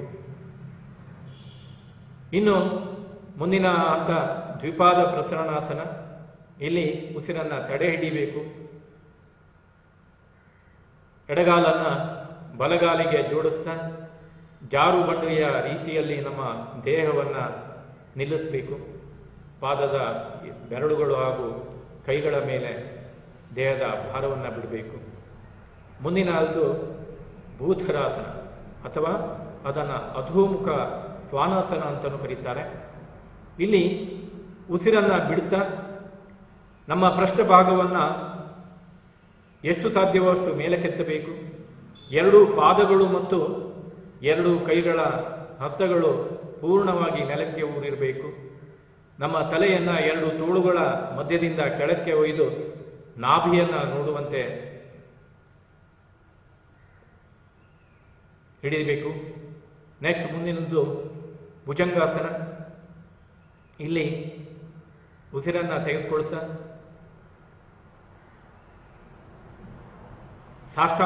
ಸಾಷ್ಟಾಂಗ ಪ್ರಣಿಪಾತಾಸನ. ಬಾಹ್ಯಕುಂಭಕ ಅಂದರೆ ಒಳಗಡೆ ಉಸಿರನ್ನು ಹೊರಗಡೆ ಬಿಟ್ಟಂಥ ಉಸಿರನ್ನು ಅಲ್ಲೇ ತಡೆದೇ ಹಿಡಿಬೇಕು. 8 ಅಂಗಗಳನ್ನು ಇಲ್ಲಿ ನೆಲಕ್ಕೆ ತಾಗಿಸಬೇಕು. ಹಣೆ, ಎದೆಯ ಭಾಗ, 2 ಹಸ್ತಗಳು, 2 ಮಂಡಿ ಹಾಗೂ 2 ಪಾದಗಳು. ಈ ರೀತಿ 8 ಅಂಗಗಳನ್ನು ಈ ಒಂದು ಹಂತದಲ್ಲಿ ನೆಲಕ್ಕೆ ತಾಗಿಸಿ ಈ ಆಸನಗಳನ್ನು ಮಾಡಬೇಕು. ಮುಂದಿನದು ಭುಜಂಗಾಸನ. ಇಲ್ಲಿ ಉಸಿರನ್ನು ತೆಗೆದುಕೊಳ್ತಾ ನಮ್ಮ ದೇಹವನ್ನು ಮುಂದಕ್ಕೆ ಸೊಂಟದಿಂದ ಮೇಲ್ಭಾಗವನ್ನು ಮೇಲಕ್ಕೆತ್ತಿ ಸರ್ಪ ಯಾವ ರೀತಿ ಹೆಡೆ ಬಿಚ್ಚುತ್ತದೆಯೋ ಅದೇ ರೀತಿ ನಮ್ಮ ದೇಹವನ್ನು ಮೇಲಕ್ಕೆತ್ತಿ ಮೇಲಕ್ಕೆ ನೋಡಬೇಕು. ಇನ್ನು ಭೂಧರಾಸನ. ಪುನಃ ನಾವು ನಮ್ಮ ಪೃಷ್ಠಭಾಗವನ್ನು ಪೂರ್ಣವಾಗಿ ಮೇಲಕ್ಕೆತ್ತಬೇಕು. ಉಸಿರನ್ನು ಬಿಡುತ್ತಾ 2 ಹಸ್ತಗಳನ್ನು 2 ಪಾದಗಳನ್ನು ಸಂಪೂರ್ಣವಾಗಿ ನೆಲಕ್ಕೆ ಊರಬೇಕು. ತಲೆಯನ್ನು 2 ತೋಳುಗಳ ಮಧ್ಯಭಾಗದಿಂದ ಕೆಳಕ್ಕೆ ಒಯ್ದು ನಾಭಿಯನ್ನು ನೋಡಬೇಕು. ನೆಕ್ಸ್ಟ್ ಏಕಪಾದ ಪ್ರಸರಣಾಸನ. ಇಲ್ಲಿ ಉಸಿರನ್ನು ಬಿಡುತ್ತಾ ಬಲಗಾಲನ್ನು ಮುಂದಕ್ಕೆ ತಂದು 2 ಹಸ್ತಗಳ ಮಧ್ಯಭಾಗದಲ್ಲಿ ಇಡಬೇಕು. ಮಂಡಿ ಎದೆಯ ಭಾಗವನ್ನು ಒತ್ತುವಂತೆ ಹಿಡಿದಿರಬೇಕು. ಎಡಗಾಲು ಪಾದದ ಬೆರಳುಗಳು ಹಾಗೂ ಮಂಡಿ ನೆಲಕ್ಕೆ ಹಿಂದಕ್ಕೆ ತಾಗಿರ್ತದೆ. ಸಾಧ್ಯವಾದಷ್ಟು ಮುಖವನ್ನು ಮೇಲಕ್ಕೆತ್ತಿ ಮುಂದಕ್ಕೆ ನೋಡಬೇಕು. ಇನ್ನು ಪಾದಹಸ್ತಾಸನ. ಹಿಂದಿದ್ದ ಕಾಲು ಅಂದರೆ ಎಡಗಾಲನ್ನು ಬಲಗಾಲಿಗೆ ಜೋಡಿಸಿ ಪಾದಹಸ್ತಾಸನವನ್ನು ಮಾಡಬೇಕು. ಎರಡೂ ಹಸ್ತಗಳನ್ನು ಪಾದದ ಅಕ್ಕಪಕ್ಕದಲ್ಲಿಟ್ಟು ಮಂಡಿಗೆ ಹಣೆಯನ್ನು ತಾಗಿಸಬೇಕು. ಇದರೊಂದಿಗೆ ಕೊನೆಯದಾಗಿ ಕೊನೆಯ ಹಂತ ನಮಸ್ಕಾರಾಸನ. ಉಸಿರನ್ನು ತೆಗೆದುಕೊಳ್ತಾ ನಾವು ದೇಹವನ್ನು ಸರಳಗೊಳಿಸಿ ಪ್ರಾರಂಭದ ಸ್ಥಿತಿಗೆ ಬರಬೇಕು. ಇಲ್ಲಿಗೆ ಒಂದು ಸೂರ್ಯ ನಮಸ್ಕಾರ ಮುಗೀತದೆ. ಈ ರೀತಿ 24 ಸೂರ್ಯ ನಮಸ್ಕಾರಗಳನ್ನು ಮಾಡಿದರೆ ನಮಗೆ ಸೂರ್ಯ ನಮಸ್ಕಾರದ ಪೂರ್ಣ ಫಲ ಸಿಗ್ತದೆ ಅನ್ನೋದು ನನ್ನ ಅನಿಸಿಕೆ. ಹಾಗಾಗಿ ಈ ದಿಶೆಯಲ್ಲಿ ಮಕ್ಕಳಿಗೆ ತಾವು ಮಾರ್ಗದರ್ಶನವನ್ನು ನೀಡಬೇಕು ಅಂತ ಹೇಳಿ ಕೇಳ್ಕೊಳ್ತಾ ಇದ್ದೇನೆ. ಇನ್ನು ಆಸನಗಳು, ಇಲ್ಲಿ 3 ರೀತಿಯ ಆಸನಗಳನ್ನು ನಾವು ನೋಡ್ತೇವೆ. ನಿಂತು ಮಾಡುವ ಆಸನಗಳು, ಕುಳಿತು ಮಾಡುವಂಥ ಆಸನಗಳು, ನೆಕ್ಸ್ಟ್ ಮಲಗಿ ಮಾಡುವ ಆಸನಗಳ ಚಿತ್ರಗಳು ಈಗ PPT ಮೂಲಕ ನಿಮ್ಮ ಮುಂದೆ ಬರ್ತಾ ಇದೆ. ಸಾಧ್ಯ ಇದು 6 ಮತ್ತು 7ನೇ ತರಗತಿಯ ಪುಸ್ತಕದಲ್ಲಿರುವಂತಹ ಆಸನಗಳೇ. ಅದರಲ್ಲಿ ಸವಿವರವಾಗಿ ಇದರ ಬಗ್ಗೆ ವಿವರಣೆ ಇದೆ. ಆಸನ ಮಾಡೋದ್ರಿಂದ ಯಾವ್ಯಾವ ಲಾಭಗಳು ಸಿಗ್ತವೆ ಅನ್ನೋದನ್ನು ಪ್ರತಿಯೊಂದು ಆಸನದ ಕೊನೆಯಲ್ಲಿ ಇದೆ. ತಾವು ದಯವಿಟ್ಟು ಮಕ್ಕಳಿಗೆ ಆಸನದ ಪ್ರಯೋಜನವನ್ನು ದಯವಿಟ್ಟು ತಿಳಿಸ್ಕೊಡಿ. ಇಲ್ಲಿ ಮೊದಲನೇದಾಗಿ ತಾಡಾಸನ ಎಂದರೆ, ತಾಡ ಅಂದರೆ ಬೆಟ್ಟ ಅಥವಾ ಪರ್ವತ, ಅಂದರೆ ಪರ್ವತದಂತೆ ನಿಲ್ಲುವುದು. ಪರ್ವತ ಹೇಗೆ ನಿಶ್ಚಲವಾಗಿ ನಿಲ್ತದೆಯೋ ಅದೇ ರೀತಿ ಈ ಆಸನಗಳಲ್ಲಿ ನಿಂತಾಗ ನಮಗೆ ಕಂಡುಬರುತ್ತದೆ. ಇದರ ಲಾಭಗಳು ಶರೀರದ ನಿಲುವು ಸುಂದರಗೊಳ್ಳಲಿಕ್ಕೆ ಈ ಆಸನ ಸಹಕಾರಿಯಾಗ್ತದೆ. ಇದು ಉತ್ಕಟಾಸನ. ಈ ಭಂಗಿಯಲ್ಲಿ ಸಾಧಕನು ಕುರ್ಚಿಯ ಮೇಲೆ ಕುಳಿತುಕೊಳ್ಳುವಂತೆ ಈ ಆಸನಗಳನ್ನು ಮಾಡಬೇಕು. ಇದರ ಲಾಭಗಳು: ಈ ಆಸನವು ಕಾಲು, ಮಂಡಿ, ತೊಡೆಯ ಭಾಗದ ಸ್ನಾಯುಗಳು ಬಲಯುತವಾಗಲು ಸಹಕಾರಿ. ಮುಂದಿನ ಒಂದು ಆಸನ ಪಾರ್ಶ್ವಚಕ್ರಾಸನ. ಇಲ್ಲಿ ಆಸನಗಳನ್ನು ಮಾಡುವಾಗ ನಾವು ಪೂರಕ ರೇಚಕದೊಂದಿಗೆ ಆಸನಗಳನ್ನು ಮಾಡಿದ್ರೆ ಹೆಚ್ಚು ಪ್ರಯೋಜನವಾಗ್ತದೆ. ಉಸಿರನ್ನು ತೆಗೆದುಕೊಳ್ತಾ ನಮ್ಮ ಬಲಗೈಯನ್ನು ಭುಜದ ಸಮಾಂತರ ಪಕ್ಕಕ್ಕೆ ಎತ್ತಬೇಕು. ಅದೇ ರೀತಿ ಎಡಕ್ಕೆ ಬಾಗ್ತಾ ಎಡಗೈಯನ್ನು ಎಡಕ್ಕೆ ತೊಡೆಯ ಕೆಳಗಡೆ ಚಲಿಸ್ತಾ ನಾವು ಸಾಧ್ಯವಾದಷ್ಟು ಎಡಪಾರ್ಶ್ವಕ್ಕೆ ಬಾಗಬೇಕು. ಈ ಸ್ಥಿತಿಯಲ್ಲಿ ಉಸಿರನ್ನು ಬಿಡ್ತಾ ಎಡಪಾರ್ಶ್ವಕ್ಕೆ ಬಾಗಬೇಕು. ಈ ಆಸನದಿಂದ ಅದೇ ರೀತಿ ಪೂರಕವಾಗಿ ಇನ್ನೊಂದು ಕೈಯಿಂದಲೂ ಪೂರಕವಾಗಿ ಮಾಡಬೇಕು. ಈ ಆಸನದ ಲಾಭಗಳು: ಬಲ ಮತ್ತು ಎಡಪಾರ್ಶ್ವದ ಮೂಳೆ ಹಾಗೂ ಸ್ನಾಯುಗಳು ಬಲಯುತಗೊಳ್ಳಲು ಇದು ಸಹಕಾರಿ. ಮುಂದಿನ ಆಸನ ತ್ರಿಕೋನಾಸನ. ಅಂತಿಮ ಸ್ಥಿತಿಯಲ್ಲಿ ಇದು ತ್ರಿಕೋನಾಕೃತಿಯನ್ನು ಹೋಲುವುದರಿಂದ ಈ ಆಸನಕ್ಕೆ ತ್ರಿಕೋನಾಸನ ಎನ್ನುವಂತಹ ಹೆಸರನ್ನು ನೀಡಿದ್ದಾರೆ. ಬೆನ್ನು ನೋವು, ಕತ್ತು ನೋವು ನಿವಾರಣೆ, ಎದೆ ಹಿಗ್ಗಿ ಸ್ನಾಯುಗಳು ಶಕ್ತಿಯುತವಾಗುವುದು, ಕೈಕಾಲುಗಳ ಪೆಡಸುತನ ಅಂದರೆ ಗಡಸುತನ ನಿವಾರಣೆಯಾಗ್ತದೆ ಈ ಆಸನದಿಂದ. ಇಲ್ಲಿ ಮುಖ್ಯವಾಗಿ ನಾವು ನಿಲ್ಲುವಾಗ ಸಾವಧಾನ ಸ್ಥಿತಿಯಲ್ಲಿ, ಸಮತಲ ಸ್ಥಿತಿಯಲ್ಲಿ ನಿಲ್ತೇವೆ. ನೇರವಾಗಿ ಬಲಗಾಲನ್ನು ಎತ್ತಿ 2 ರಿಂದ 3 ಅಡಿಯಷ್ಟು ಬಲಪಕ್ಕಕ್ಕೆ ಇಡಬೇಕು. ಬಲಪಾದವನ್ನು ಕಾಲುಗಳನ್ನು ಇಡುತ್ತಾ ಜೊತೆಗೆ ನಮ್ಮ ಕೈಗಳನ್ನು ಪಕ್ಕದಲ್ಲಿ ಭುಜ ಸಮಾಂತರ ಚಾಚಬೇಕು. ಕಾಲುಗಳನ್ನು ಇಟ್ಟಾದ ನಂತರ ಬಲಪಾದವನ್ನು ಬಲ ದಿಕ್ಕಿಗೆ 90 ಡಿಗ್ರಿಯಷ್ಟು ತಿರುಗಿಸಬೇಕು. ಅದೇ ರೀತಿ ಎಡಗಾಲ ಪಾದವನ್ನು ಬಲ ದಿಕ್ಕಿಗೆ ಸ್ವಲ್ಪ ತಿರುಗಿಸಬೇಕು. ಹಾಗೆ ಬಲಕ್ಕೆ ಬಾಗುತ್ತಾ ನಮ್ಮ ಹಸ್ತವನ್ನು ಪಾದದ ಪಕ್ಕದಲ್ಲಿ ಇಡಬೇಕು. ಕೈಗಳು ಎಡಗೈ ನೇರವಾಗಿ ಆಕಾಶದ ಕಡೆ ಮುಖ ಮಾಡಿರುತ್ತದೆ, ಬೆರಳುಗಳು ನೇರವಾಗಿರುತ್ತದೆ. ನಮ್ಮ ದೃಷ್ಟಿ ಕೈಯ ಬೆರಳುಗಳನ್ನು ನೋಡ್ತಾ ಇರಬೇಕು. ಇದೇ ರೀತಿ ಎಡಗಡೆಯಿಂದಲೂ ಪೂರಕವಾಗಿ ಮಾಡಬೇಕು. ಈ ಆಸನದಿಂದ ನಮಗೆ ಹಲವಾರು ಲಾಭಗಳುಂಟು. ಬೆನ್ನು ನೋವು, ಕತ್ತು ನೋವು ನಿವಾರಣೆ, ಎದೆ ಹಿಗ್ಗಿ ಸ್ನಾಯುಗಳು ಶಕ್ತಿಯುತವಾಗುವುದು, ಕೈಕಾಲುಗಳ ಪೆಡಸುತನ ನಿವಾರಣೆಯಾಗ್ತದೆ.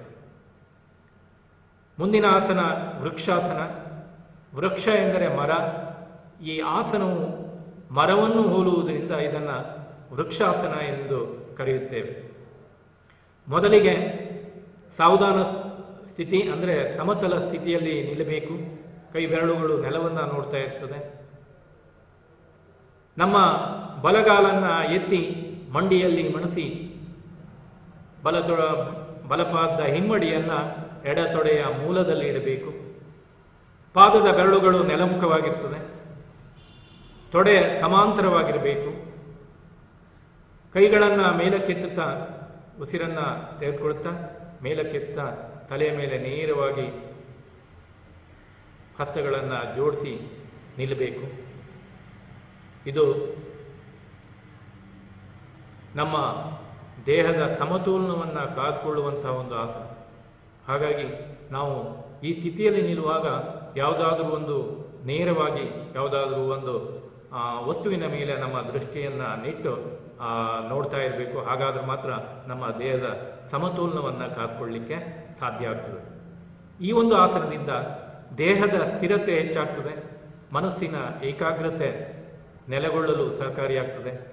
ನರ ಸ್ನಾಯುಗಳ ಸಂಯೋಜನೆ ಈ ಆಸನದಿಂದ ಆಗ್ತದೆ ಅನ್ನುವಂತಹ ಒಂದು ವಿಷಯವನ್ನು ವಿದ್ಯಾರ್ಥಿಗಳಿಗೆ ತಿಳಿಸ್ಕೊಡ್ಬೇಕು. ಮುಂದಿನ ಒಂದು ಆಸನ ಪಾದಹಸ್ತಾಸನ. ಸಮಸ್ಥಿತಿಯಲ್ಲಿ ನಿಂತಿರ್ತೀರಿ. ಉಸಿರನ್ನು ತೆಗೆದುಕೊಳ್ತಾ ಕೈಯನ್ನು ಸಾಧ್ಯವಾದಷ್ಟು ಮೇಲಕ್ಕೆ ಎತ್ತಿ ಹಿಂದಕ್ಕೆ ಬಾಗಬೇಕು. ನಂತರ ಮುಂದಕ್ಕೆ ಬಾಗ್ತಾ ಉಸಿರನ್ನು ಬಿಡ್ತಾ ಮುಂದಕ್ಕೆ ಬಾಗ್ತಾ ಎರಡೂ ಹಸ್ತಗಳನ್ನು ಎರಡೂ ಪಾದದ ಪಕ್ಕದಲ್ಲಿ ಪೂರ್ಣವಾಗಿ ಉಡಬೇಕು. ಹಣೆಯನ್ನು ಮಂಡಿಗೆ ತಾಗಿಸಬೇಕು. ಈ ಸ್ಥಿತಿಯಲ್ಲಿ ನಾವು ಈ ಆಸನಗಳನ್ನು ಮಾಡೋದ್ರಿಂದ ಕೆಲವೊಂದು ಲಾಭಗಳನ್ನು ನಾವು ಪಡ್ಕೊಳ್ಬೋದು. ಜೀರ್ಣಶಕ್ತಿ ಹೆಚ್ಚಲು ಸಹಕಾರಿಯಾಗ್ತದೆ. ಸೊಂಟ, ತೊಡೆ, ಮೀನಖಂಡಗಳ ಸ್ನಾಯುಗಳು ಬಲಯುತಗೊಳ್ಳಲು ಸಹಕಾರಿಯಾಗ್ತದೆ ಎನ್ನುವಂತಹ ವಿಷಯವನ್ನು ವಿದ್ಯಾರ್ಥಿಗಳಿಗೆ ಮನದಟ್ಟು ಮಾಡಬೇಕು. ಮುಂದಿನ ಆಸನ ಕುಳಿತು ಮಾಡುವಂಥ ಆಸನ ಪದ್ಮಾಸನ. ಇಲ್ಲಿ ಪ್ರಾರಂಭದ ಸ್ಥಿತಿ ಸಮತಲ ಸ್ಥಿತಿ. ಎರಡೂ ಕಾಲುಗಳನ್ನು ಮುಂದಕ್ಕೆ ಚಾಚಿ ಪಾದಗಳನ್ನು ಕೂಡಿಸಿ ಒಂದಕ್ಕೊಂದು ಜೋಡಿಸಿ ಕೂತ್ಕೋಬೇಕು. ನಮ್ಮ ಕೈಗಳನ್ನು ಪೃಷ್ಠದ ಅಕ್ಕಪಕ್ಕದಲ್ಲಿ ಭೂಮಿಗೆ ಊರಬೇಕು. ನೇರವಾಗಿ ಬೆನ್ನನ್ನು ನೇರ ಮಾಡಿ ಕತ್ತನ್ನು ನೇರ ಮಾಡಿ ನೇರವಾಗಿ ಮುಂದಕ್ಕೆ ನೋಡ್ತಾ ಇರಬೇಕು. ಎರಡೂ ಕೈಗಳ ಸಹಾಯದಿಂದ ಬಲಮಂಡಿಯನ್ನು ಮಣಿಸಿ ಬಲ ಮೊಣಕಾಲನ್ನು ಮಣಿಸಿ ಆ ಹಿಮ್ಮಡಿಯನ್ನು ಎಡತೊಡೆಯ ಮೂಲದಲ್ಲಿಡಬೇಕು. ಇನ್ನು ಎಡಗಾಲ ಎರಡು ಕೈಗಳ ಸಹಾಯದಿಂದ ಎಡಗಾಲ ಮೊಣಕಾಲುಗಳನ್ನು ಮಣಿಸಿ ಪಾದದ ಹಿಮ್ಮಡಿಯನ್ನು ಬಲತೊಡೆಯ ಮೂಲದಲ್ಲಿಡಬೇಕು. ಕೈಗಳನ್ನು ಚಿನ್ಮುದ್ರೆ ಮಾಡಬೇಕು. ಈ ಮುದ್ರೆಗಳ ಒಂದು ವಿಷಯಗಳನ್ನು ಮುಂದೆ ಹೇಳಲಾಗುವುದು. ಚಿನ್ಮುದ್ರೆ ಮಾಡಿ ನಮ್ಮ ಮಂಡಿಯ ಮೇಲೆ ಇಡಬೇಕು. ಕಣ್ಮುಚ್ಚಿ ಈ ಸ್ಥಿತಿಯಲ್ಲಿ 3 ಬಾರಿ ಓಂಕಾರವನ್ನು ಮಾಡಬಹುದು. ಈ ಆಸನದಿಂದ ನಮಗೆ ಸಿಗುವಂತಹ ಲಾಭಗಳು ಏಕಾಗ್ರತೆ ಹಾಗೂ ಮಾನಸಿಕ ವಿಕಾಸ ಆಗ್ತದೆ. ಮೊಣಕಾಲಿನ ಸಂಧಿಗಳು ಚಲಿಸಲು ಸಹಕಾರಿಯಾಗ್ತದೆ. ಮುಂದಿನ ಆಸನ ಭೂನಮನ ಪದ್ಮಾಸನ. ಈ ಆಸನ ಪದ್ಮಾಸನದ ಎಲ್ಲ ಸ್ಥಿತಿಗಳನ್ನು ಇಲ್ಲಿ ಅನ್ವಯ ಆಗ್ತದೆ. ಕೈಗಳನ್ನು ಹಿಂದಕ್ಕೆ ತೆಗೆದುಕೊಂಡು ಹೋಗಿ ಕೈಗಳನ್ನು ಬಲಗೈಯಿಂದ ಎಡಗೈ ಮಣಿಕಟ್ಟನ್ನು ಹಿಡಿದು ಮುಂದಕ್ಕೆ ಉಸಿರನ್ನು ಬಿಡುತ್ತಾ ಮುಂದಕ್ಕೆ ಬಾಗಿ ಹಣೆಯನ್ನು ನೆಲಕ್ಕೆ ತಾಗಿಸಬೇಕು. ಈ ಆಸನ ಮಾಡೋದ್ರಿಂದ ಸೊಂಟದ ಸ್ನಾಯುಗಳು ಬಲಯುತಗೊಳ್ಳಲು ಸಹಕಾರಿಯಾಗ್ತದೆ. ಮುಂದಿನ ಆಸನವನ್ನು ನೋಡೋದಾದರೆ ಬದ್ಧ ಪದ್ಮಾಸನ. ಪದ್ಮಾಸನದ ಎಲ್ಲ ನಿಯಮಗಳು ಸಹ ಇಲ್ಲಿ ಅನ್ವಯ ಆಗ್ತದೆ. ಕೈಯನ್ನು ಹಿಂದಕ್ಕೆ ತೆಗೆದುಕೊಂಡು ಹೋಗಿ ಬಲಗೈಯಿಂದ ಬಲಪಾದದ ಹೆಬ್ಬೆರಳು, ಎಡಗೈಯಿಂದ ಎಡಪಾದದ ಹೆಬ್ಬೆರಳನ್ನು ಹಿಡಿದು ನೇರವಾಗಿ ಕುಳಿತುಕೊಳ್ಬೇಕು. ಇಲ್ಲೂ ಸಹ ನಾವು 3 ಬಾರಿ ಓಂಕಾರ ಸ್ಮರಣೆಯನ್ನು ಮಾಡಬಹುದು. ಈ ಒಂದು ಆಸನದಿಂದ ಹೊಟ್ಟೆಯ ಭಾಗದ ಸ್ನಾಯುಗಳು ಬಲಯುತಗೊಳ್ಳಲು ಸಹಕಾರಿಯಾಗ್ತದೆ. ಮುಂದಿನ ಆಸನ ಉತ್ತಿತ ಪದ್ಮಾಸನ. ಸಾಧಕನು ಪದ್ಮಾಸನ ಹಾಕಿ ಕೈಗಳನ್ನು ನೆಲಕ್ಕೆ ಊರಿ ಶರೀರವನ್ನು ಮೇಲೆತ್ತುವ ಸ್ಥಿತಿ ಇದು. ಇದರಿಂದ ನಮಗಾಗುವಂತಹ ಲಾಭಗಳು: ತೋಳ್ಬಲ ಹೆಚ್ಚುವುದು, ಉದರದ ಬೊಜ್ಜು ಕರಗಲು ಸಹಾಯ ಮಾಡುವುದು. ಮುಂದಿನ ಆಸನ ತೋಲಾಸನ. ಈ ಆಸನದ ಸ್ಥಿತಿಯು ತಕ್ಕಡಿಯ ಬಟ್ಟಲನ್ನು ಹೋಲುವುದರಿಂದ ಇದನ್ನು ತೋಲಾಸನ ಎನ್ನುವರು. ಇಲ್ಲಿ 2 ಪಾದಗಳು ನೆಲಕ್ಕೆ ತಾಕೊಂಡೇ ಇರ್ತದೆ.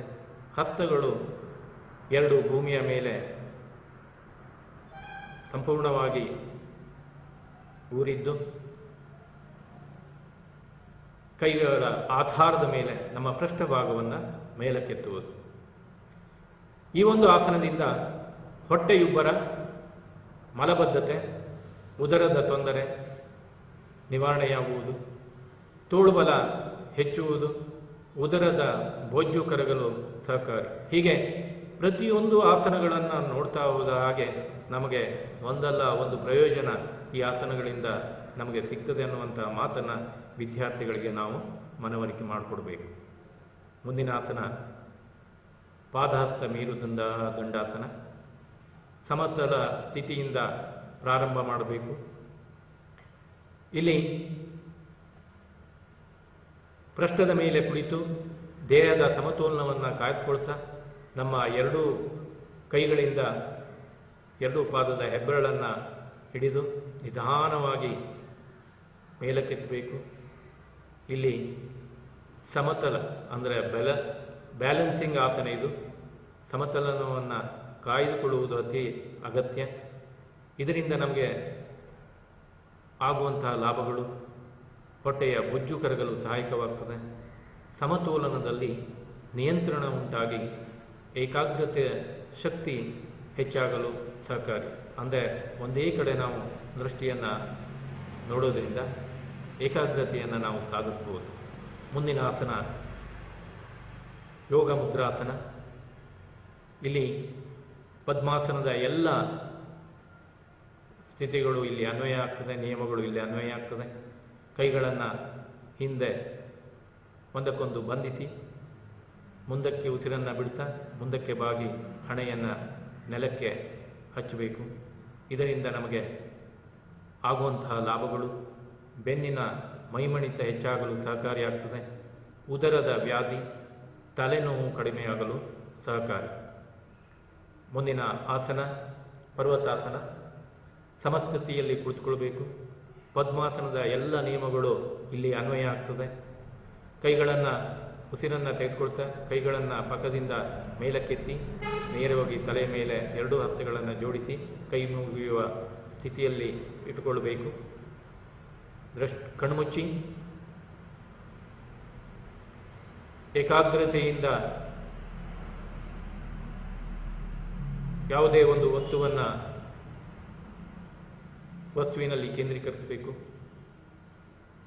ಈ ಒಂದು ಆಸನದಿಂದ ನಮಗೆ ಆಗುವಂತಹ ಲಾಭಗಳು: ಹೊಟ್ಟೆ, ಭುಜ, ಪಕ್ಕೆಲುಬು, ಕೈ ಸ್ನಾಯುಗಳು ಸದೃಢಗೊಳ್ಳಲು ಸಹಕಾರಿಯಾಗ್ತದೆ. ಮುಂದಿನ ಆಸನ ಮಲಗಿ ಮಾಡುವಂತಹ ಆಸನಗಳು.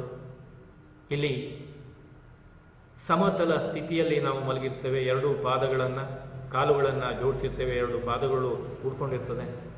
ನಮ್ಮ ಹಸ್ತಗಳನ್ನು ನೇರವಾಗಿ ನಮ್ಮ 2 ಪೃಷ್ಠದ ಅಕ್ಕಪಕ್ಕದಲ್ಲಿ ನೆಲಕ್ಕೆ ತಾಗುವಂತೆ ಹಚ್ಚಿರಬೇಕು. ತಲೆಯ ಹಿಂಭಾಗ ನೆಲಕ್ಕೆ ಹಚ್ಚಿರ್ತದೆ. ಇಲ್ಲಿ ಸಾಧ್ಯವಾದಷ್ಟು ಕೈಗಳ ಮೇಲೆ ನಮ್ಮ ದೇಹದ ಭಾರವನ್ನು ಬಿಡ್ತಾ ಕಾಲನ್ನು 35ರಿಂದ 40 ಡಿಗ್ರಿ ಕೋನಕ್ಕೆ ಎತ್ತಿ ನಿಲ್ಲಿಸಬೇಕು. ತಲೆಯನ್ನು ಮೇಲಕ್ಕೆತ್ತಬಾರ್ದು. ಇದರಿಂದ ಆಗುವಂತಹ ಲಾಭಗಳು, ಇದು ಉತ್ತಿತ ದ್ವಿಪಾದಾಸನ ಅಂತ ಕರೀತಾರೆ ಇದನ್ನು.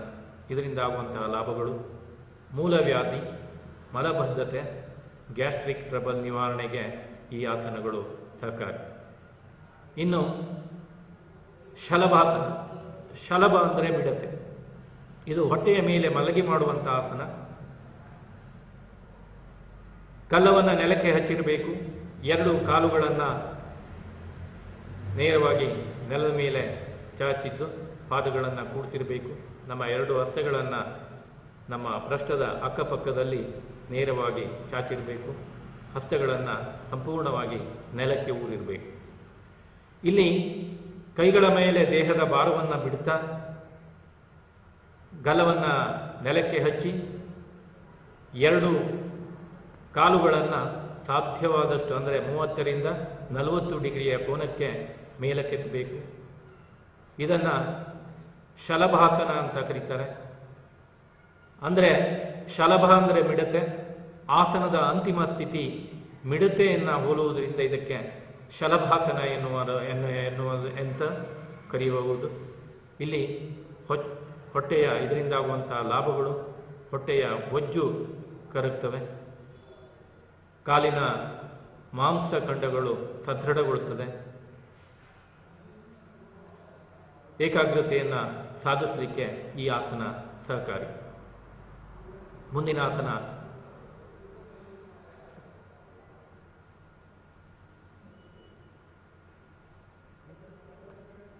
ಇಲ್ಲಿಗೆ ಏಕಪಾದ ಶಲಭಾಸನ. ಇಲ್ಲಿ ಹೊಟ್ಟೆಯ ಮೇಲೆ ಮಲಗಿ ಮಾಡುವಂಥ ಆಸನ. ಇಲ್ಲಿ 2 ಕಾಲುಗಳನ್ನು ಜೋಡಿಸಿ ಪಾದಗಳನ್ನು ಒಂದಕ್ಕೊಂದು ಕೂಡಿಸಿ ಹಸ್ತಗಳನ್ನು ನಮ್ಮ ಪೃಷ್ಠದ ಅಕ್ಕಪಕ್ಕದಲ್ಲಿ ಚಾಚಿ ಗಲ್ಲವನ್ನು ನೆಲಕ್ಕೆ ಹಚ್ಚಿ ಮಲಗಿರಬೇಕು. ಬಲಗಾಲನ್ನು ಮಾತ್ರ 35ರಿಂದ 40 ಡಿಗ್ರಿ ಕೋನಕ್ಕೆ ಎತ್ತಬೇಕು. ಎಡಗಾಲು ನೆಲಕ್ಕೆ ಹಚ್ಕೊಂಡೇ ಇರಬೇಕು. ಇದರಿಂದ ಆಗುವಂಥ ಲಾಭಗಳು ನಮಗೆ ಪೃಷ್ಠದ ಮತ್ತು ಕೆಳಬೆನ್ನಿನ ಸ್ನಾಯುಗಳು ಬಲಗೊಳ್ಳಲು ಸಹಕಾರಿಯಾಗ್ತದೆ. ಮೊಣಕಾಲು, ತೊಡೆ ಹಾಗೂ ಕೆಳಬೆನ್ನಿನ ದೋಷಗಳು ನಿವಾರಣೆಯಾಗುವುದು. ಅದೇ ರೀತಿ ಇನ್ನೊಂದು ಕಾಲು ಅಂದರೆ ಎಡಗಾಲಿನಿಂದಲೂ ಇದೇ ಪ್ರಕಾರವನ್ನು ಮಾಡ್ತಾ ಈ ಆಸನದ ಬಗ್ಗೆ ವಿದ್ಯಾರ್ಥಿಗಳಿಗೆ ಸಹ ವಿವರಣೆಯನ್ನು ನೀಡಬೇಕು. ಇಲ್ಲಿಗೆ ಈ ಆಸನಗಳ ಆಸನಗಳು ಮುಗಿತವೆ. ಮುಂದಿನದು ಮುದ್ರೆಗಳು. ಮುದ್ರೆಗಳು ಎನ್ನುವ ಪದ ಮುದ ನೀಡುವುದು ಎಂದರ್ಥವನ್ನು ನೀಡುತ್ತದೆ. ಪ್ರಾಣಾಯಾಮ ಅಭ್ಯಾಸ ಮಾಡುವಾಗ ವಿವಿಧ ಮುದ್ರೆಗಳು ಬಳಸಲ್ಪಡುತ್ತದೆ. ಅವುಗಳಲ್ಲಿ ಚಿನ್ಮುದ್ರೆ, ಕೊನೆಗೆ ಚಿನ್ಮಯ ಮುದ್ರೆ, ಆದಿಮುದ್ರೆ, ಬ್ರಹ್ಮ ಮುದ್ರೆ, ನಾಸಿಕ ಮುದ್ರೆ, ಷಣ್ಮುಖಿ ಮುದ್ರೆ.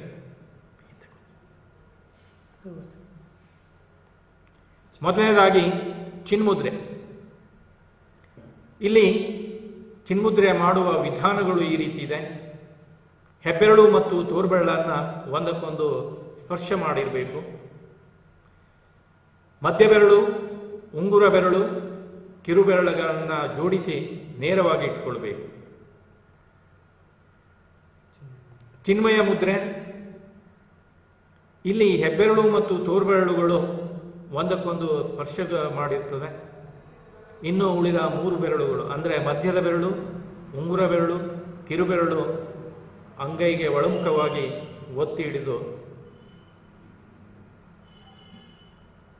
ನಿಂತಿರಬೇಕು. ಈ ರೀತಿಯಲ್ಲಿ ಚಿನ್ಮುದ್ರೆಯನ್ನು ಮಾಡಬೇಕು. ಮುಂದಿನದು ಆದಿಮುದ್ರೆ. ಹೆಬ್ಬೆರಳನ್ನು ಅಂಗೈಗೆ ಒತ್ತಿ ಒಳಮುಖವಾಗಿ ಒತ್ತಿ ಹಿಡಿದಿರಬೇಕು. ಅಂಗೈಗೆ ಹೆಬ್ಬೆರಳಿನ ಮೇಲೆ ಉಳಿದ 4 ಬೆರಳುಗಳನ್ನು ಮಡಿಸಿ ಹಿಡಿದಿರಬೇಕು. ಇದು ಆದಿಮುದ್ರೆ. ಬ್ರಹ್ಮಮುದ್ರೆ ಸೇಮ್ ಆದಿಮುದ್ರೆಯ ಹಾಗೆ. ಇದನ್ನು ಹೊಟ್ಟೆಯ ಅಂದರೆ ನಮ್ಮ ಹೊಕ್ಕಳು ಅಂತ ಹೇಳ್ತೇವೆ, ಇಲ್ಲಿ ಎದುರು ಬದುರಾಗಿ ಒಂದಕ್ಕೊಂದು ಹಿಡಿದು ನಿಂತಿರುವಂಥದ್ದು ಇದು ಆದಿಮುದ್ರೆ.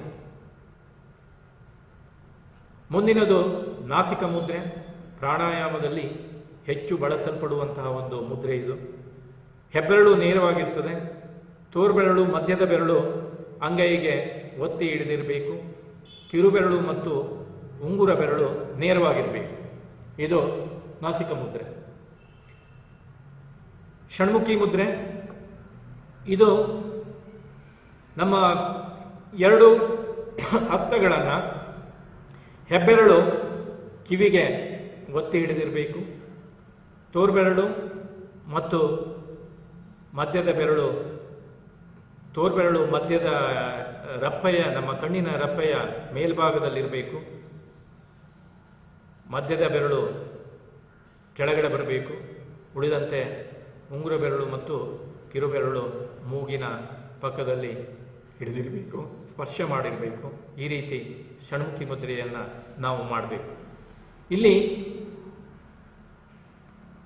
ಷಣ್ಮುಖಿ ಈ ಮುದ್ರೆಗಳ ಲಾಭಗಳೇನು, ನಮಗೆ ಯಾಕಾಗಿ ಈ ಮುದ್ರೆಗಳನ್ನು ಮಾಡಬೇಕು ಅನ್ನೋದನ್ನು ನೋಡೋದಾದರೆ, ಮುದ್ರೆಗಳು ಏಕಾಗ್ರತೆಯನ್ನು ಹೆಚ್ಚಿಸ್ತದೆ, ಶರೀರದ ನಿಲುವನ್ನು ಸುಂದರಗೊಳಿಸ್ತದೆ, ಹಾಗೂ ಪ್ರಾಣಾಯಾಮ ಮಾಡುವಾಗ ಈ ಮುದ್ರೆಗಳು ಹೆಚ್ಚು ಬಳಕೆಯಲ್ಲಿ ಬರ್ತವೆ. ಇನ್ನು ಪ್ರಾಣಾಯಾಮದ ಬಗ್ಗೆ ನೋಡೋದಾದರೆ, ಪ್ರಾಣಾಯಾಮ ಎಂದರೆ ಕ್ರಮಬದ್ಧವಾದ ಉಸಿರಾಟ. ಪ್ರಾಣಾಯಾಮವನ್ನು ನಾವು ಧ್ಯಾನಕ್ಕೆ ಪ್ರವೇಶ ಅಂತ ಕರೀತೇವೆ. ಇದು ಉಸಿರಾಟದ ನಿಯಂತ್ರಣಕ್ಕೆ ವೈಜ್ಞಾನಿಕ ವಿಧಾನ. ದೇಹ ಹಾಗೂ ಮನಸ್ಸಿನ ಮೇಲೆ ನಿಯಂತ್ರಣ ಸಾಧಿಸಲು ಹಾಗೂ ಸಮಾಧಿ ಸ್ಥಿತಿಯನ್ನು ಸಾಧಿಸಲು ಈ ಪ್ರಾಣಾಯಾಮಗಳು ಸಹಕಾರಿ. ಪ್ರಾಣಾಯಾಮದಲ್ಲಿ 2 ಪದಗಳನ್ನು ನೋಡ್ತೇವೆ. ಒಂದನೇದು ಪ್ರಾಣ, ಇನ್ನೊಂದು ಆಯಾಮ. ಪ್ರಾಣ ಎಂದರೆ ಉಸಿರು, ಉಸಿರಾಟ, ಜೀವಶಕ್ತಿ, ಚೈತನ್ಯ ಶಕ್ತಿ, ವಾಯು ಅಥವಾ ಇಡೀ ಬ್ರಹ್ಮಾಂಡವನ್ನು ವ್ಯಾಪಿಸಿರುವಂಥದ್ದು. ಇನ್ನು ಆಯಾಮ ಅಂದರೆ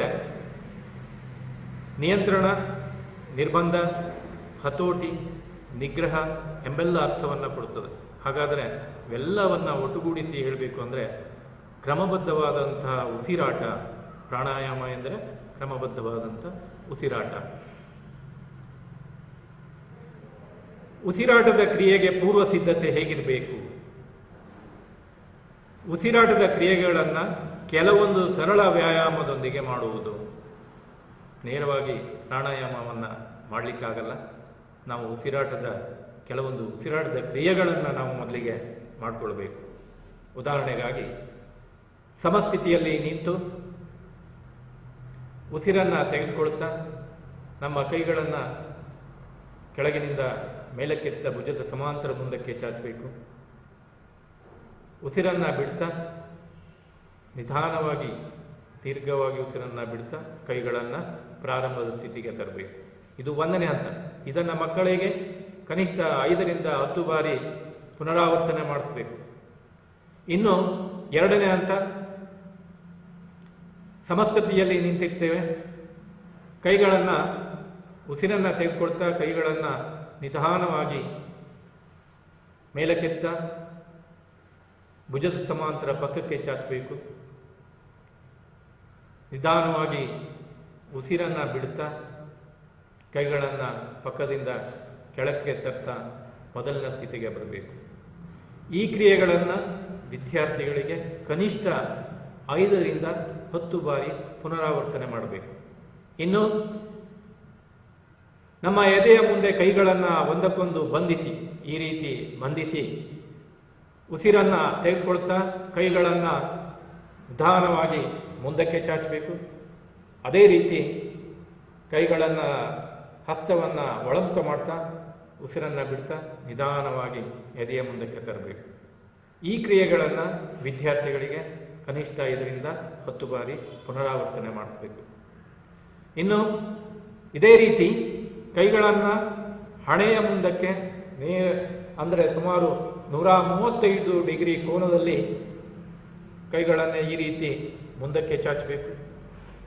ಅದೇ ರೀತಿ ಉಸಿರನ್ನು ಬಿಡ್ತಾ ಹಸ್ತವನ್ನು ಒಳಮುಖವಾಗಿ ತಿರುಗಿಸಿ ಕೈಗಳನ್ನು ಈ ರೀತಿ ಎದೆಯ ಮುಂದಕ್ಕೆ ಇಡಬೇಕು. ಇನ್ನು ಹೀಗೆ ಎದೆಯ ಮುಂದೆ ಇಟ್ಟಂಥ ಕೈಗಳನ್ನು ಪುನಃ ಉಸಿರನ್ನು ತೆಗೆದುಕೊಳ್ತಾ ನೇರವಾಗಿ ತಲೆಯ ಮೇಲಕ್ಕೆ ಒಯ್ಯಬೇಕು. ಅದೇ ರೀತಿ ಉಸಿರನ್ನು ನಿಧಾನವಾಗಿ ಬಿಡ್ತಾ ಕೈಗಳನ್ನು ಒಳಮುಖವಾಗಿ ತರ್ತಾ ಎದೆಯ ಮುಂದಕ್ಕೆ ಇಡಬೇಕು. ಇದೇ ರೀತಿ ಮಕ್ಕಳಿಗೆ ಕನಿಷ್ಠ 5ರಿಂದ 10 ಬಾರಿ ಪುನರಾವರ್ತನೆ ಮಾಡಿಸಬೇಕು. ಇನ್ನು ಸಮಸ್ಥಿತಿಯಲ್ಲಿ ನಿಂತಿರ್ತೇವೆ. ಕೈಗಳನ್ನು ನಿಧಾನವಾಗಿ ಮುಂದಿನಿಂದ ಮೇಲಕ್ಕೆತ್ತ ಉಸಿರನ್ನು ತೆಗೆದುಕೊಳ್ತಾ ಕೈಗಳನ್ನು ತಲೆಯ ಮೇಲಕ್ಕೆ ನೇರವಾಗಿ ಚಾಚಬೇಕು. ಹಸ್ತಗಳನ್ನು ಒಂದಕ್ಕೊಂದು ಜೋಡಿಸಿ ನಿಂತಿರಬೇಕು. ಉಸಿರನ್ನು ಬಿಡ್ತಾ ನಿಧಾನವಾಗಿ ಕೈಗಳನ್ನು ಮುಂದಿನಿಂದ ಕೆಳಕ್ಕೆ ತರ್ತಾ ಪ್ರಾರಂಭದ ಸ್ಥಿತಿಗೆ ಬರಬೇಕು. ಈ ರೀತಿ ಕನಿಷ್ಠ 5ರಿಂದ 10 ಬಾರಿ ವಿದ್ಯಾರ್ಥಿಗಳಿಗೆ ಪುನರಾವರ್ತನೆ ಮಾಡೋದ್ರಿಂದ ಅವರಲ್ಲಿರುವಂತಹ ಉಸಿರಾಟದ ತೊಂದರೆಗಳು ಅಂದರೆ ಉಸಿರಾಟದ ದೋಷಗಳು ನಿವಾರಣೆಯಾಗ್ತದೆ. ಶ್ವಾಸಕೋಶದ ಸಾಮರ್ಥ್ಯ ಹೆಚ್ಚಳವಾಗುವುದನ್ನು ನಾವು ಗಮನಿಸಬಹುದು. ನೆಕ್ಸ್ಟ್, ಯಾವುದೇ ಪ್ರಕಾರದ ಪ್ರಾಣಾಯಾಮವನ್ನು ಮಾಡುವ ಮುನ್ನ ರೇಚಕದಿಂದಲೇ ಪ್ರಾರಂಭಿಸಬೇಕು. ಇದು ಬಹಳ ಮುಖ್ಯವಾದ್ದು. ಯಾಕೆಂದರೆ ಉಸಿರಾಟವನ್ನು ಮೊದಲು ನಮ್ಮ ದೇಹದಲ್ಲಿಯ ಅಶುದ್ಧ ವಾಯುವನ್ನು ಹೊರಗೆ ಹಾಕಿ ಶುದ್ಧವಾದಂತಹ ಒಂದು ವಾಯುವನ್ನು ಒಳಗಡೆ ತೆಗೆದುಕೊಳ್ಬೇಕು. ಹಾಗಾಗಿ ಪ್ರಾರಂಭದಲ್ಲಿ ಉಸಿರಾಟ ಮಾಡುವಾಗ ಮೊದಲು ರೇಚಕದಿಂದಲೇ ಪ್ರಾರಂಭಿಸಬೇಕು. ಇನ್ನು 3ನೆಯ ಒಂದು ಅಂಶ, ಪ್ರಾಣಾಯಾಮ ಮಾಡುವಾಗ 3 ನಿಯಮಗಳನ್ನು ಕಡ್ಡಾಯವಾಗಿ ಪಾಲಿಸುವುದು. ಅಂದರೆ 1ನೇದು ಕೂಡಿರುವುದು. ಯಾವುದೇ ಒಂದು ಸೂಕ್ತ ಆಸನದಲ್ಲಿ ಅಂದರೆ ಪದ್ಮಾಸನ ಇರ್ಬೋದು, ವಜ್ರಾಸನ ಇರ್ಬೋದು ಅಥವಾ ಸುಖಾಸನ ಇರ್ಬೋದು, ಯಾವುದೇ ಒಂದು ಆಸನದಲ್ಲಿ ನೇರವಾಗಿ ಕೂತ್ಕೊಳ್ಳಿ.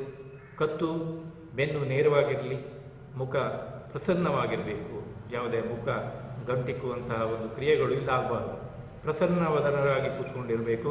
ಇನ್ನು ಕ್ರಿಯೆಗಳು, ರೇಚಕದಲ್ಲಿ ಹೊಟ್ಟೆ ಮತ್ತು ಎದೆ ಸಂಕುಚಿತವಾಗಿರಬೇಕು. ಪೂರಕದಲ್ಲಿ ಹೊಟ್ಟೆ ಮತ್ತು ಎದೆಯ ಭಾಗ ಪರಮಾವಧಿ ಉಬ್ಬಿರಬೇಕು. ಇಂತಹ ಕ್ರಿಯೆಗಳನ್ನು ಮಾಡುವುದರ ಮೂಲಕ ನಾವು ಉಸಿರಾಟದಲ್ಲಿಯ ದೋಷಗಳನ್ನು ನಾವು ನಿವಾರಣೆ ಮಾಡ್ಬೋದು. 3ನೇ ಒಂದು ಅಂಶ, ಭಾವನೆ. ಮನಸ್ಸಿನ ಭಾವನೆ ಪರಿಶುದ್ಧವಾಗಿರಬೇಕು. ರೇಚಕ ಮಾಡುವಾಗ ನಾವು ನಮ್ಮಲ್ಲಿಯ ದುಃಖ, ಪಾಪ, ಬಡತನ, ರೋಗ, ಅಜ್ಞಾನ ಇವುಗಳನ್ನು ನಾವು ಹೊರ ಹಾಕಿದ್ದೇವೆ ಅನ್ನುವಂತಹ ಭಾವನೆಯನ್ನು ತಾಳಬೇಕು. ಇವಿಷ್ಟು ಉಸಿರಾಟ ಕ್ರಿಯೆಗೆ ಪೂರ್ವ ಸಿದ್ಧತೆಗಳಾಯಿತು. ಮುಂದಿನ ಹಂತ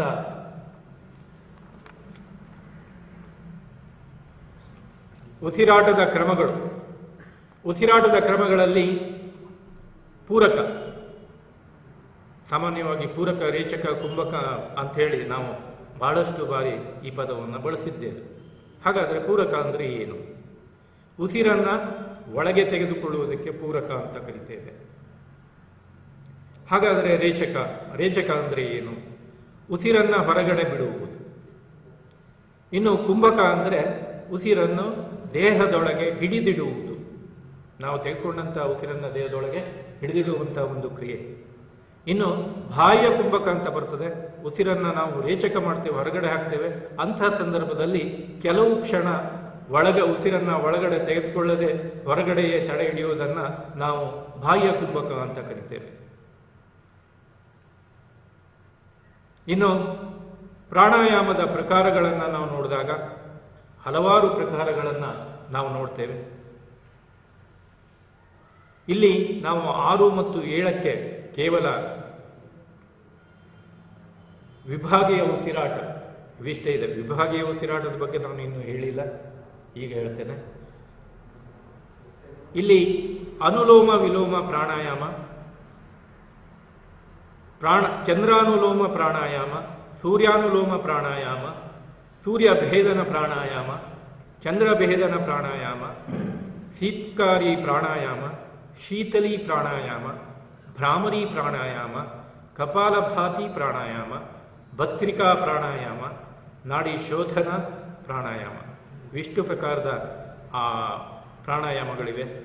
ಇಲ್ಲಿ ನಮ್ಮ 6 ಮತ್ತು 7ನೇ ತರಗತಿಗೆ ಸಂಬಂಧಪಟ್ಟಂತೆ ಕೇವಲ ಉಸಿರಾಟದ ಕ್ರಿಯೆಗಳು ಮತ್ತು ವಿಭಾಗೀಯ ಉಸಿರಾಟ ಅಷ್ಟೇ ಇದೆ. ಉಳಿದಂತಹ ಪ್ರಾಣಾಯಾಮಗಳ ಪ್ರಕಾರಗಳು 8, 9, 10ನೇ ತರಗತಿಯಲ್ಲಿವೆ.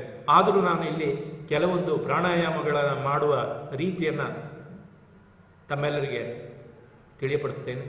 ಮೊದಲನೇದಾಗಿ ಅನುಲೋಮ ವಿಲೋಮ ಪ್ರಾಣಾಯಾಮ. ಯಾವುದಾದ್ರೂ ಒಂದು ಸೂಕ್ತ ಆಸನದಲ್ಲಿ, ಅಂದರೆ ವಜ್ರಾಸನ ಇರಬಹುದು,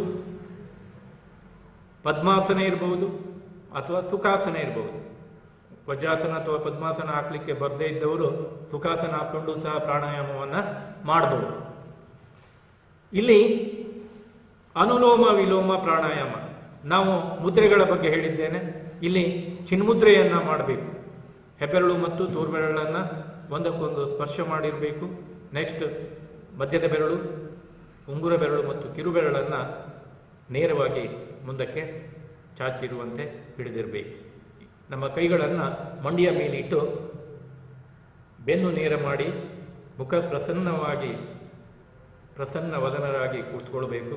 ಇಲ್ಲಿ ನಮ್ಮ ಮೂಗಿನ 2 ಹೊಳ್ಳೆಯಿಂದ ನಿಧಾನವಾಗಿ ದೀರ್ಘವಾಗಿ ಉಸಿರನ್ನು ತೆಗೆದುಕೊಳ್ಬೇಕು. ಕ್ಷಣಕಾಲ ತಡೆದು ಪುನಃ ರೇಚಕ ಮಾಡಬೇಕು. ಉಸಿರನ್ನು ನಿಧಾನವಾಗಿ ದೀರ್ಘವಾಗಿ ಹೊರಹಾಕಬೇಕು. ಇದು ಅನುಲೋಮ ವಿಲೋಮ ಪ್ರಾಣಾಯಾಮ. ಈ ಪ್ರಕಾರಗಳನ್ನು ವಿದ್ಯಾರ್ಥಿಗಳಿಗೆ ಕನಿಷ್ಠ 5 ರಿಂದ 10 ಬಾರಿ ಪುನರಾವರ್ತನೆ ಮಾಡಿಸ್ಬೇಕು. ಇನ್ನು ಚಂದ್ರಾನುಲೋಮ ಪ್ರಾಣಾಯಾಮ. ಚಂದ್ರಾನುಲೋಮ ಪ್ರಾಣಾಯಾಮ ಅಂದರೆ ಸಾಮಾನ್ಯವಾಗಿ ನಾವೇನು ಈಗ ಅನುಲೋಮ ವಿಲೋಮ ಪ್ರಾಣಾಯಾಮಕ್ಕೆ ಏನು ಆಸನಗಳನ್ನು ಹಾಕಿದ್ದೇವೆ ಅದೇ ರೀತಿ ಅದೇ ಒಂದು ಮುದ್ರೆಗಳನ್ನು ಹಾಕ್ಕೊಂಡು ಇಲ್ಲಿ ಬಲಗೈಯಿಂದ ನಾವು ನಾಸಿಕ ಮುದ್ರೆಯನ್ನು ಮಾಡಬೇಕು. ನಾಸಿಕ ಮುದ್ರೆ ಅಂತ ತೋರಿಸಿದ್ದೇನೆ. ಹೆಬ್ಬೆರಳು ನೇರವಾಗಿರ್ತದೆ. ತೋರ್ಬೆರಳು ಮತ್ತು ಮಧ್ಯದ ಬೆರಳು ಅಂಗೈಗೆ ಒತ್ತುವಂತೆ ಮಡಿಸಿರಬೇಕು ಮತ್ತು ಕಿರುಬೆರಳು ಮತ್ತು ಉಂಗುರ ಬೆರಳು ನೇರವಾಗಿರಬೇಕು.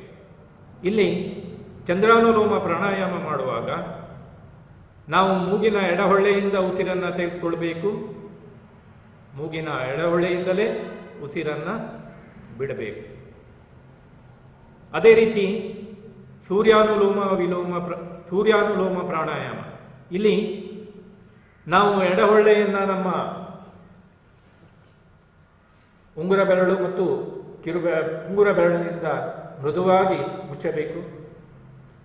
ನೆಕ್ಸ್ಟ್ ಉಸಿರನ್ನು ಬಲಹೊಳ್ಳೆಯಿಂದ ನಿಧಾನವಾಗಿ ದೀರ್ಘವಾಗಿ ಪೂರಕ ಮಾಡಬೇಕು. ಅದೇ ಬಲಹೊಳ್ಳೆಯಲ್ಲೇ ಉಸಿರನ್ನು ನಿಧಾನವಾಗಿ ದೀರ್ಘವಾಗಿ ಹೊರಗಡೆ ಬಿಡಬೇಕು. ಇದು ಸೂರ್ಯಾನುಲೋಮ ಪ್ರಾಣಾಯಾಮ. ಇನ್ನು ಸೂರ್ಯ ಭೇದನ ಪ್ರಾಣಾಯಾಮ. ಇಲ್ಲಿ ನಾಸಿಕ ಮುದ್ರೆಯನ್ನು ಹಾಕಿರ್ತೀರಿ. ನೀವು ಮೊದಲಿಗೆ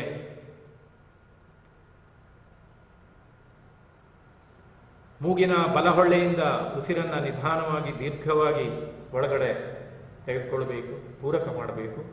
ನಂತರ ಬಲಹೊಳ್ಳೆಯನ್ನು ಹೆಬ್ಬೆರಳಿನಿಂದ ಮುಚ್ಚಿ ಎಡಹೊಳ್ಳೆಯಿಂದ ಉಸಿರನ್ನು ನಿಧಾನವಾಗಿ ದೀರ್ಘವಾಗಿ ಬಿಡಬೇಕು. ಇದೇ ರೀತಿ ಚಂದ್ರಭೇದನ ಪ್ರಾಣಾಯಾಮ. ಚಂದ್ರಭೇದನ ಪ್ರಾಣಾಯಾಮ ಅಂದರೆ ಬಲಮೂಗಿನ ಹೊಳ್ಳೆಯನ್ನು ಮೃದುವಾಗಿ ಹೆಬ್ಬೆರಳಿಂದ ಮುಚ್ಚಬೇಕು. ಮೂಗಿನ ಎಡಹೊಳ್ಳೆಯಿಂದ ಉಸಿರನ್ನು ನಿಧಾನವಾಗಿ ದೀರ್ಘವಾಗಿ ಒಳಗಡೆ ತೆಗೆದುಕೊಳ್ಬೇಕು, ಪೂರಕ ಮಾಡಬೇಕು. ನಂತರ ಮೂಗಿನ ಎಡ ಹೊಳ್ಳೆಯನ್ನು ಮುಚ್ಚಿ ಬಲ ಹೊಳ್ಳೆಯಿಂದ ನಿಧಾನವಾಗಿ ದೀರ್ಘವಾಗಿ ಉಸಿರನ್ನು ಹೊರಹಾಕುವಂಥ ಒಂದು ಕ್ರಿಯೆ ಇದು. ಇನ್ನು ಚಂದ್ರ ಭೇದನ ಪ್ರಾಣಾಯಾಮ, ಸೂರ್ಯ ಭೇದನ ಪ್ರಾಣಾಯಾಮ ಆಯಿತು. ನಾಡಿ ಶೋಧನ, ಇದು ಇಂಪಾರ್ಟೆಂಟು, ಬಹಳ ಮಹತ್ವವಾದಂಥ ಒಂದು ಪ್ರಾಣಾಯಾಮ. ನಾಡಿ ಶೋಧನ ಪ್ರಾಣಾಯಾಮ. ಇಲ್ಲಿ ನಾವು ಮೂಗಿನ ಬಲಹೊಳ್ಳೆಯನ್ನು ಹೆಬ್ಬೆರಳಿನಿಂದ ಮುಚ್ಚಿ ಎಡಹೊಳ್ಳೆಯಿಂದ ಉಸಿರನ್ನು ನಿಧಾನವಾಗಿ ದೀರ್ಘವಾಗಿ ಒಳಗಡೆ ತೆಗೆದುಕೊಳ್ಬೇಕು, ಪೂರಕ ಮಾಡಬೇಕು. ನಂತರ ಮೂಗಿನ ಎಡಹೊಳ್ಳೆಯನ್ನು ಮುಚ್ಚಿ ಬಲಹೊಳ್ಳೆಯಲ್ಲಿ ಉಸಿರನ್ನು ಬಿಡಬೇಕು. ಅದೇ ರೀತಿ ಬಲಹೊಳ್ಳೆಯಿಂದ ಈಗ ಉಸಿರನ್ನು ತೆಗೆದುಕೊಳ್ಬೇಕು, ನಿಧಾನವಾಗಿ ದೀರ್ಘವಾಗಿ ಪೂರಕ ಮಾಡಬೇಕು. ನಂತರ ಬಲಹೊಳ್ಳೆಯನ್ನು ಮುಚ್ಚಿ ಎಡಹೊಳ್ಳೆಯಿಂದ ನಿಧಾನವಾಗಿ ದೀರ್ಘವಾಗಿ ಉಸಿರನ್ನು ಹೊರಹಾಕಬೇಕು. ಇದು ನಾಡಿ ಶೋಧನ ಪ್ರಾಣಾಯಾಮ. ಇವುಗಳನ್ನು ನಾನು ಒಮ್ಮೆ ಮಾತ್ರ ಹೇಳಿದ್ದೇನೆ. ತಾವು ವಿದ್ಯಾರ್ಥಿಗಳಿಗೆ ಇದನ್ನು ಸಾಧ್ಯವಾದಷ್ಟು ಹೆಚ್ಚು ಹೆಚ್ಚು ಬಾರಿ ಪ್ರಯತ್ನ ಮಾಡೋದ್ರಿಂದ ಅವರಲ್ಲಿಯ ಒಂದು ರೋಗ ನಿರೋಧಕ ಶಕ್ತಿ ಹೆಚ್ಚಿಸಲಿಕ್ಕೆ ಮತ್ತು ಉಸಿರಾಟದ ದೋಷಗಳನ್ನು ನಿವಾರಣೆ ಮಾಡಲಿಕ್ಕೆ ಸಾಧ್ಯ ಆಗ್ತದೆ. ನೆಕ್ಸ್ಟ್, ಕ್ರೀಡಾ ಸ್ಪರ್ಧೆಗೆ ನಮ್ಮ ಪ್ರತಿ ವರ್ಷ ಕ್ರೀಡಾ ಸ್ಪರ್ಧೆ ಬಂತು ಅಂದರೆ ನಮಗೆ ಮತ್ತು ದೈಹಿಕ ಶಿಕ್ಷಣ ಶಿಕ್ಷಕರಿಗೆ ಫೋನ್ ಮೇಲೆ ಫೋನ್ ಬರ್ತದೆ. ಸರ್, ಎ ಭಾಗದ ಆಸನಗಳು ಯಾವುವು, ಬಿ ಭಾಗದ ಆಸನಗಳು ಯಾವುವು, ಸಿ ಭಾಗದಲ್ಲಿ ಯಾವ ಆಸನಗಳಿವೆ, ಐಚ್ಛಿಕ ಆಸನಗಳಲ್ಲಿ ಯಾವ್ಯಾವಿದೆ, ಹೀಗೆ ಹಲವಾರು ಆಸನಗಳ ಬಗ್ಗೆ ನಮಗೆ ಫೋನ್ ಕಾಲ್ ಬರುವುದನ್ನು ನಾವು ನೋಡ್ತೇವೆ. ಹಾಗಾಗಿ ಅಂಥ ಸಮಸ್ಯೆಗಳು ಉದ್ಭವ ಆಗಬಾರ್ದು ಅನ್ನುವಂಥ ಒಂದು ಉದ್ದೇಶದಿಂದ ಈ ಒಂದು ತರಬೇತಿಯ ಸಮಯದಲ್ಲೇ ಕ್ರೀಡಾ ಸ್ಪರ್ಧೆಗಿರುವಂತಹ ಆಸನಗಳನ್ನು ನಾವು ಹೇಳ್ತಾ ಇದ್ದೇವೆ. ಎ ಭಾಗದ ಆಸನಗಳು: ಪಶ್ಚಿಮೋತ್ತಾಸನ, ಎರಡನೇದು ಧನುರಾಸನ,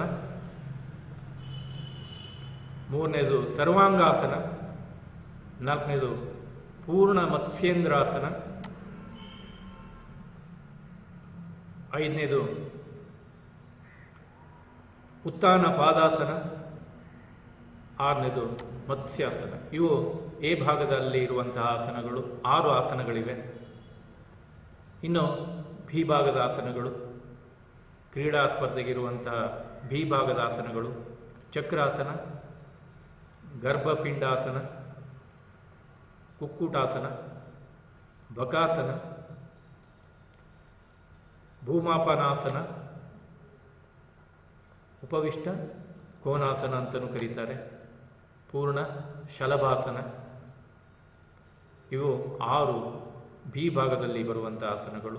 ಇನ್ನು ಸಿ ವಿಭಾಗದ ಆಸನಗಳು: ವ್ಯಾಘ್ರಾಸನ, ಊರ್ಧ್ವ ಕುಕ್ಕುಟಾಸನ, ಸಂಖ್ಯಾಸನ, ಉತ್ತಿತ ಪಶ್ಚಿಮೋತ್ತಾಸನ, ಟಿಟ್ಟಿಬಾಸನ, ಶೀರ್ಷಾಸನ. ಇವಿಷ್ಟು ಸಿ ವಿಭಾಗದಲ್ಲಿ ಬರುವಂಥ ಆಸನಗಳು. ಒಟ್ಟು 18 ಆಸನಗಳಿವೆ. ಇವುಗಳನ್ನು ನಾವು ತಾಲೂಕಾ ಮಟ್ಟದಲ್ಲಿರ್ಬೋದು, ಜಿಲ್ಲಾ ಮಟ್ಟದಲ್ಲಿರ್ಬೋದು.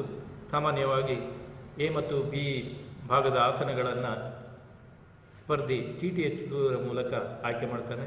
ಉಳಿದಂತಹ ಸ್ಪರ್ಧಿಗಳು ಆ ಆಸನಗಳನ್ನು, ಯಾವ ಆಸನ ಬಂದಿರ್ತದೆ ಅದೇ ಆಸನಗಳನ್ನು ಮಾಡಬೇಕಾಗ್ತದೆ.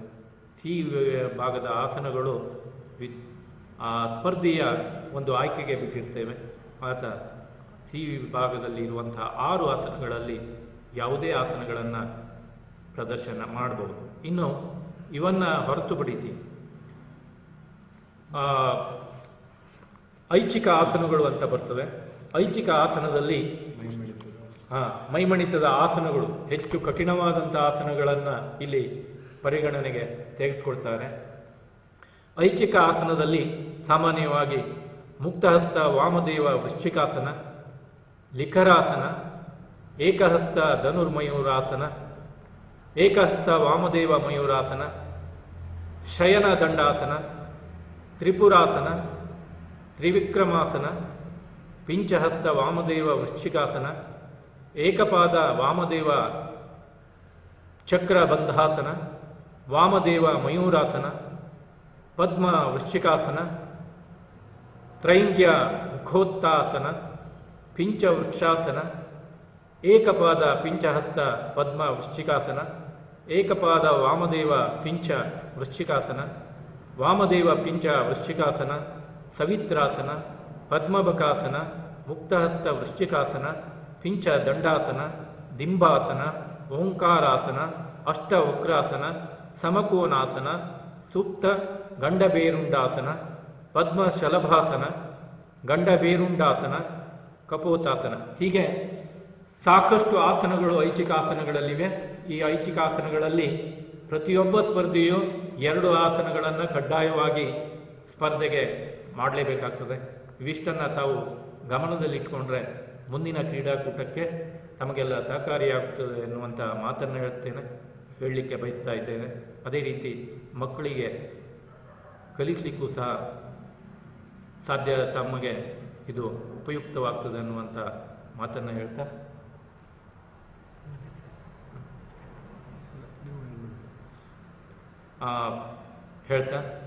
ಸಹಕಾರ ನೀಡಿದಂತಹ BRC ಸಮನ್ವಯಾಧಿಕಾರಿಗಳಿಗೆ, ಮಾನ್ಯ ಕ್ಷೇತ್ರ ಶಿಕ್ಷಣಾಧಿಕಾರಿಗಳಿಗೆ, ಸಂಪನ್ಮೂಲ ವ್ಯಕ್ತಿಗಳಾದಂಥ BRC ಸಂಪನ್ಮೂಲ ವ್ಯಕ್ತಿಗಳಾದಂಥ HR ನಾಯ್ಕರವರಿಗೆ, ಕೃಷ್ಣಮೂರ್ತಿ ಸರ್ ಅವರಿಗೆ ಎಲ್ಲದಕ್ಕೂ ವಿಶೇಷವಾದಂತಹ ಕಾಳಜಿಯನ್ನು ವಹಿಸಿ ಇಲ್ಲಿಯವರೆಗೆ ಮಾರ್ಗದರ್ಶನ ನೀಡಿದಂತಹ ನಮ್ಮ ತಾಲೂಕಿನ ಪ್ರಭಾರಿ ದೈಹಿಕ ಶಿಕ್ಷಣ ಪರಿವೀಕ್ಷಕರಾದಂಥ KB ನಾಯ್ಕ ಸರ್ ಅವರಿಗೆ ಧನ್ಯವಾದಗಳನ್ನು ಅರ್ಪಿಸಿ ನನ್ನ ಪಾಠವನ್ನು ಇಲ್ಲಿಗೆ ಮುಗಿಸ್ತಾ ಇದ್ದೇನೆ. ಧನ್ಯವಾದಗಳು. ಇಷ್ಟು ಹೊತ್ತಿನವರೆಗೆ ಯೋಗಾಸನ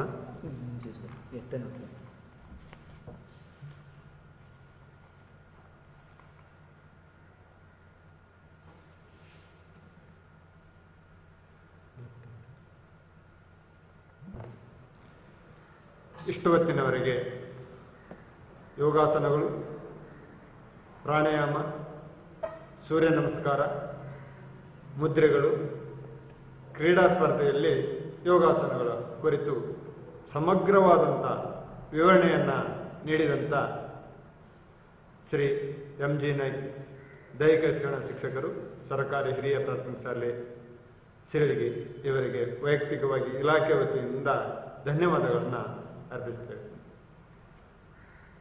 ಮಾನ್ಯರೇ, 4 ದಿನಗಳಲ್ಲಿ ಯೂಟ್ಯೂಬ್ ಚಾನೆಲ್ ಮೂಲಕ ಪ್ರಾಥಮಿಕ ಶಾಲೆಗಳಿಗೆ ದೈಹಿಕ ಶಿಕ್ಷಣ ಮತ್ತು ಆರೋಗ್ಯ ಶಿಕ್ಷಣದ ಮಹತ್ವವನ್ನು, ಪಠ್ಯಕ್ರಮದ ಕುರಿತು ಎಲ್ಲ ಸವಿಸ್ತಾರವಾದಂಥ ವಿವರಣೆಯನ್ನು ನೀಡಬೇಕೆಂಬ ಒಂದು ಸದುದ್ದೇಶದಿಂದ ಮಾನ್ಯ ಕ್ಷೇತ್ರ ಶಿಕ್ಷಣಾಧಿಕಾರಿಗಳ ಆಶಯದಂತೆ ಮಾರ್ಗದರ್ಶನದಲ್ಲಿ ಅವರು ನಮಗೆ ಉಳಿದ ವಿಷಯಗಳಂತೆ ದೈಹಿಕ ಶಿಕ್ಷಣಕ್ಕೂ ಕೂಡ ಒತ್ತನ್ನು ನೀಡಿ ಸಹಕಾರವನ್ನು ನೀಡಿ ಈ ಕಾರ್ಯಕ್ರಮದ ಅನುಷ್ಠಾನಕ್ಕೆ ಸಹಕರಿಸಿದ್ದಾರೆ. ಅವರಿಗೆ ವೈಯಕ್ತಿಕವಾಗಿ ಎಲ್ಲ ದೈಹಿಕ ಶಿಕ್ಷಣ ಶಿಕ್ಷಕರ ಪರವಾಗಿ ಅವರಿಗೆ ಧನ್ಯವಾದಗಳನ್ನು ಅರ್ಪಿಸ್ತೇನೆ. ಹಾಗೂ ಮಾರ್ಗದರ್ಶನದ ಜೊತೆಗೆ ಎಲ್ಲ ರೀತಿಯ ತಾಂತ್ರಿಕ ಸಹಕಾರವನ್ನು ನೀಡಿದಂಥ ಮಾನ್ಯ ಯೋಜನಾ ಸಮನ್ವಯಾಧಿಕಾರಿಗಳು ಹಾಗೂ ಅಕ್ಷರ ದಾಸೋಹ ಸಹಾಯಕ ನಿರ್ದೇಶಕರಾದ ಶ್ರೀ ಚೈತನ್ಯ ಕುಮಾರ್ ಸರ್ಗೂ ಕೂಡ ವೈಯಕ್ತಿಕವಾಗಿ ಎಲ್ಲ ದೈಹಿಕ ಶಿಕ್ಷಕರ ಬಂಧುಗಳ ಪರವಾಗಿ ಧನ್ಯವಾದಗಳನ್ನು ಅರ್ಪಿಸ್ತೇನೆ. ಹಾಗೂ ಈ ಕಾರ್ಯಕ್ರಮದ ದೈಹಿಕ ಶಿಕ್ಷಣ ಮತ್ತು ಆರೋಗ್ಯ ಶಿಕ್ಷಣದ ಪ್ರಾಥಮಿಕ ಶಾಲೆಗಳಿಗೆ ಅನುಷ್ಠಾನಗೊಳಿಸುವುದಕ್ಕೋಸ್ಕರವಾಗಿ ಈ ಎಲ್ಲ ತಾಂತ್ರಿಕ ವ್ಯವಸ್ಥೆಯನ್ನು ಮಾಡಿದಂಥ BRP ಮಿತ್ರರಾದ ಶ್ರೀ ಕೃಷ್ಣಮೂರ್ತಿ ಸರ್ ಹಾಗೂ HR ನಾಯ್ಕ್ ಸರ್ಗೂ ಕೂಡ ವೈಯಕ್ತಿಕವಾಗಿ ಎಲ್ಲ ದೈಹಿಕ ಶಿಕ್ಷಣ ಶಿಕ್ಷಕರ ಬಂಧುಗಳ ಪರವಾಗಿ ಧನ್ಯವಾದಗಳನ್ನ ಅರ್ಪಿಸ್ತೇನೆ. ಹಾಗೂ ಈ ಎಲ್ಲ ರೀತಿಯ ತಾಂತ್ರಿಕ ಸಹಾಯವನ್ನು ಮಾಡಿದಂಥ BRPಯ ಎಲ್ಲ ಸಿಬ್ಬಂದಿ ಮಿತ್ರರಿಗೂ, ನಮ್ಮ ಕಚೇರಿಯ ಎಲ್ಲ ಶಿಕ್ಷಣ ಸಂಯೋಜಕರಿಗೂ, ತಮ್ಮೆಲ್ಲರಿಗೂ ಕೂಡ ಮತ್ತೊಮ್ಮೆ ಧನ್ಯವಾದಗಳನ್ನ ಅರ್ಪಿಸಿ, ಈ ದೈಹಿಕ ಶಿಕ್ಷಣ ಮತ್ತು ಆರೋಗ್ಯ ಶಿಕ್ಷಣದ ವೀಕ್ಷಿಸಿದ ತಮ್ಮೆಲ್ಲರಿಗೂ ಮತ್ತೊಮ್ಮೆ ಧನ್ಯವಾದಗಳನ್ನು ಅರ್ಪಿಸಿ ಈ ಕಾರ್ಯಕ್ರಮವನ್ನು ಇಲ್ಲಿಗೆ ಮುಗಿಸ್ತಾ ಇದ್ದೇವೆ. ಜೈ ಹಿಂದ್.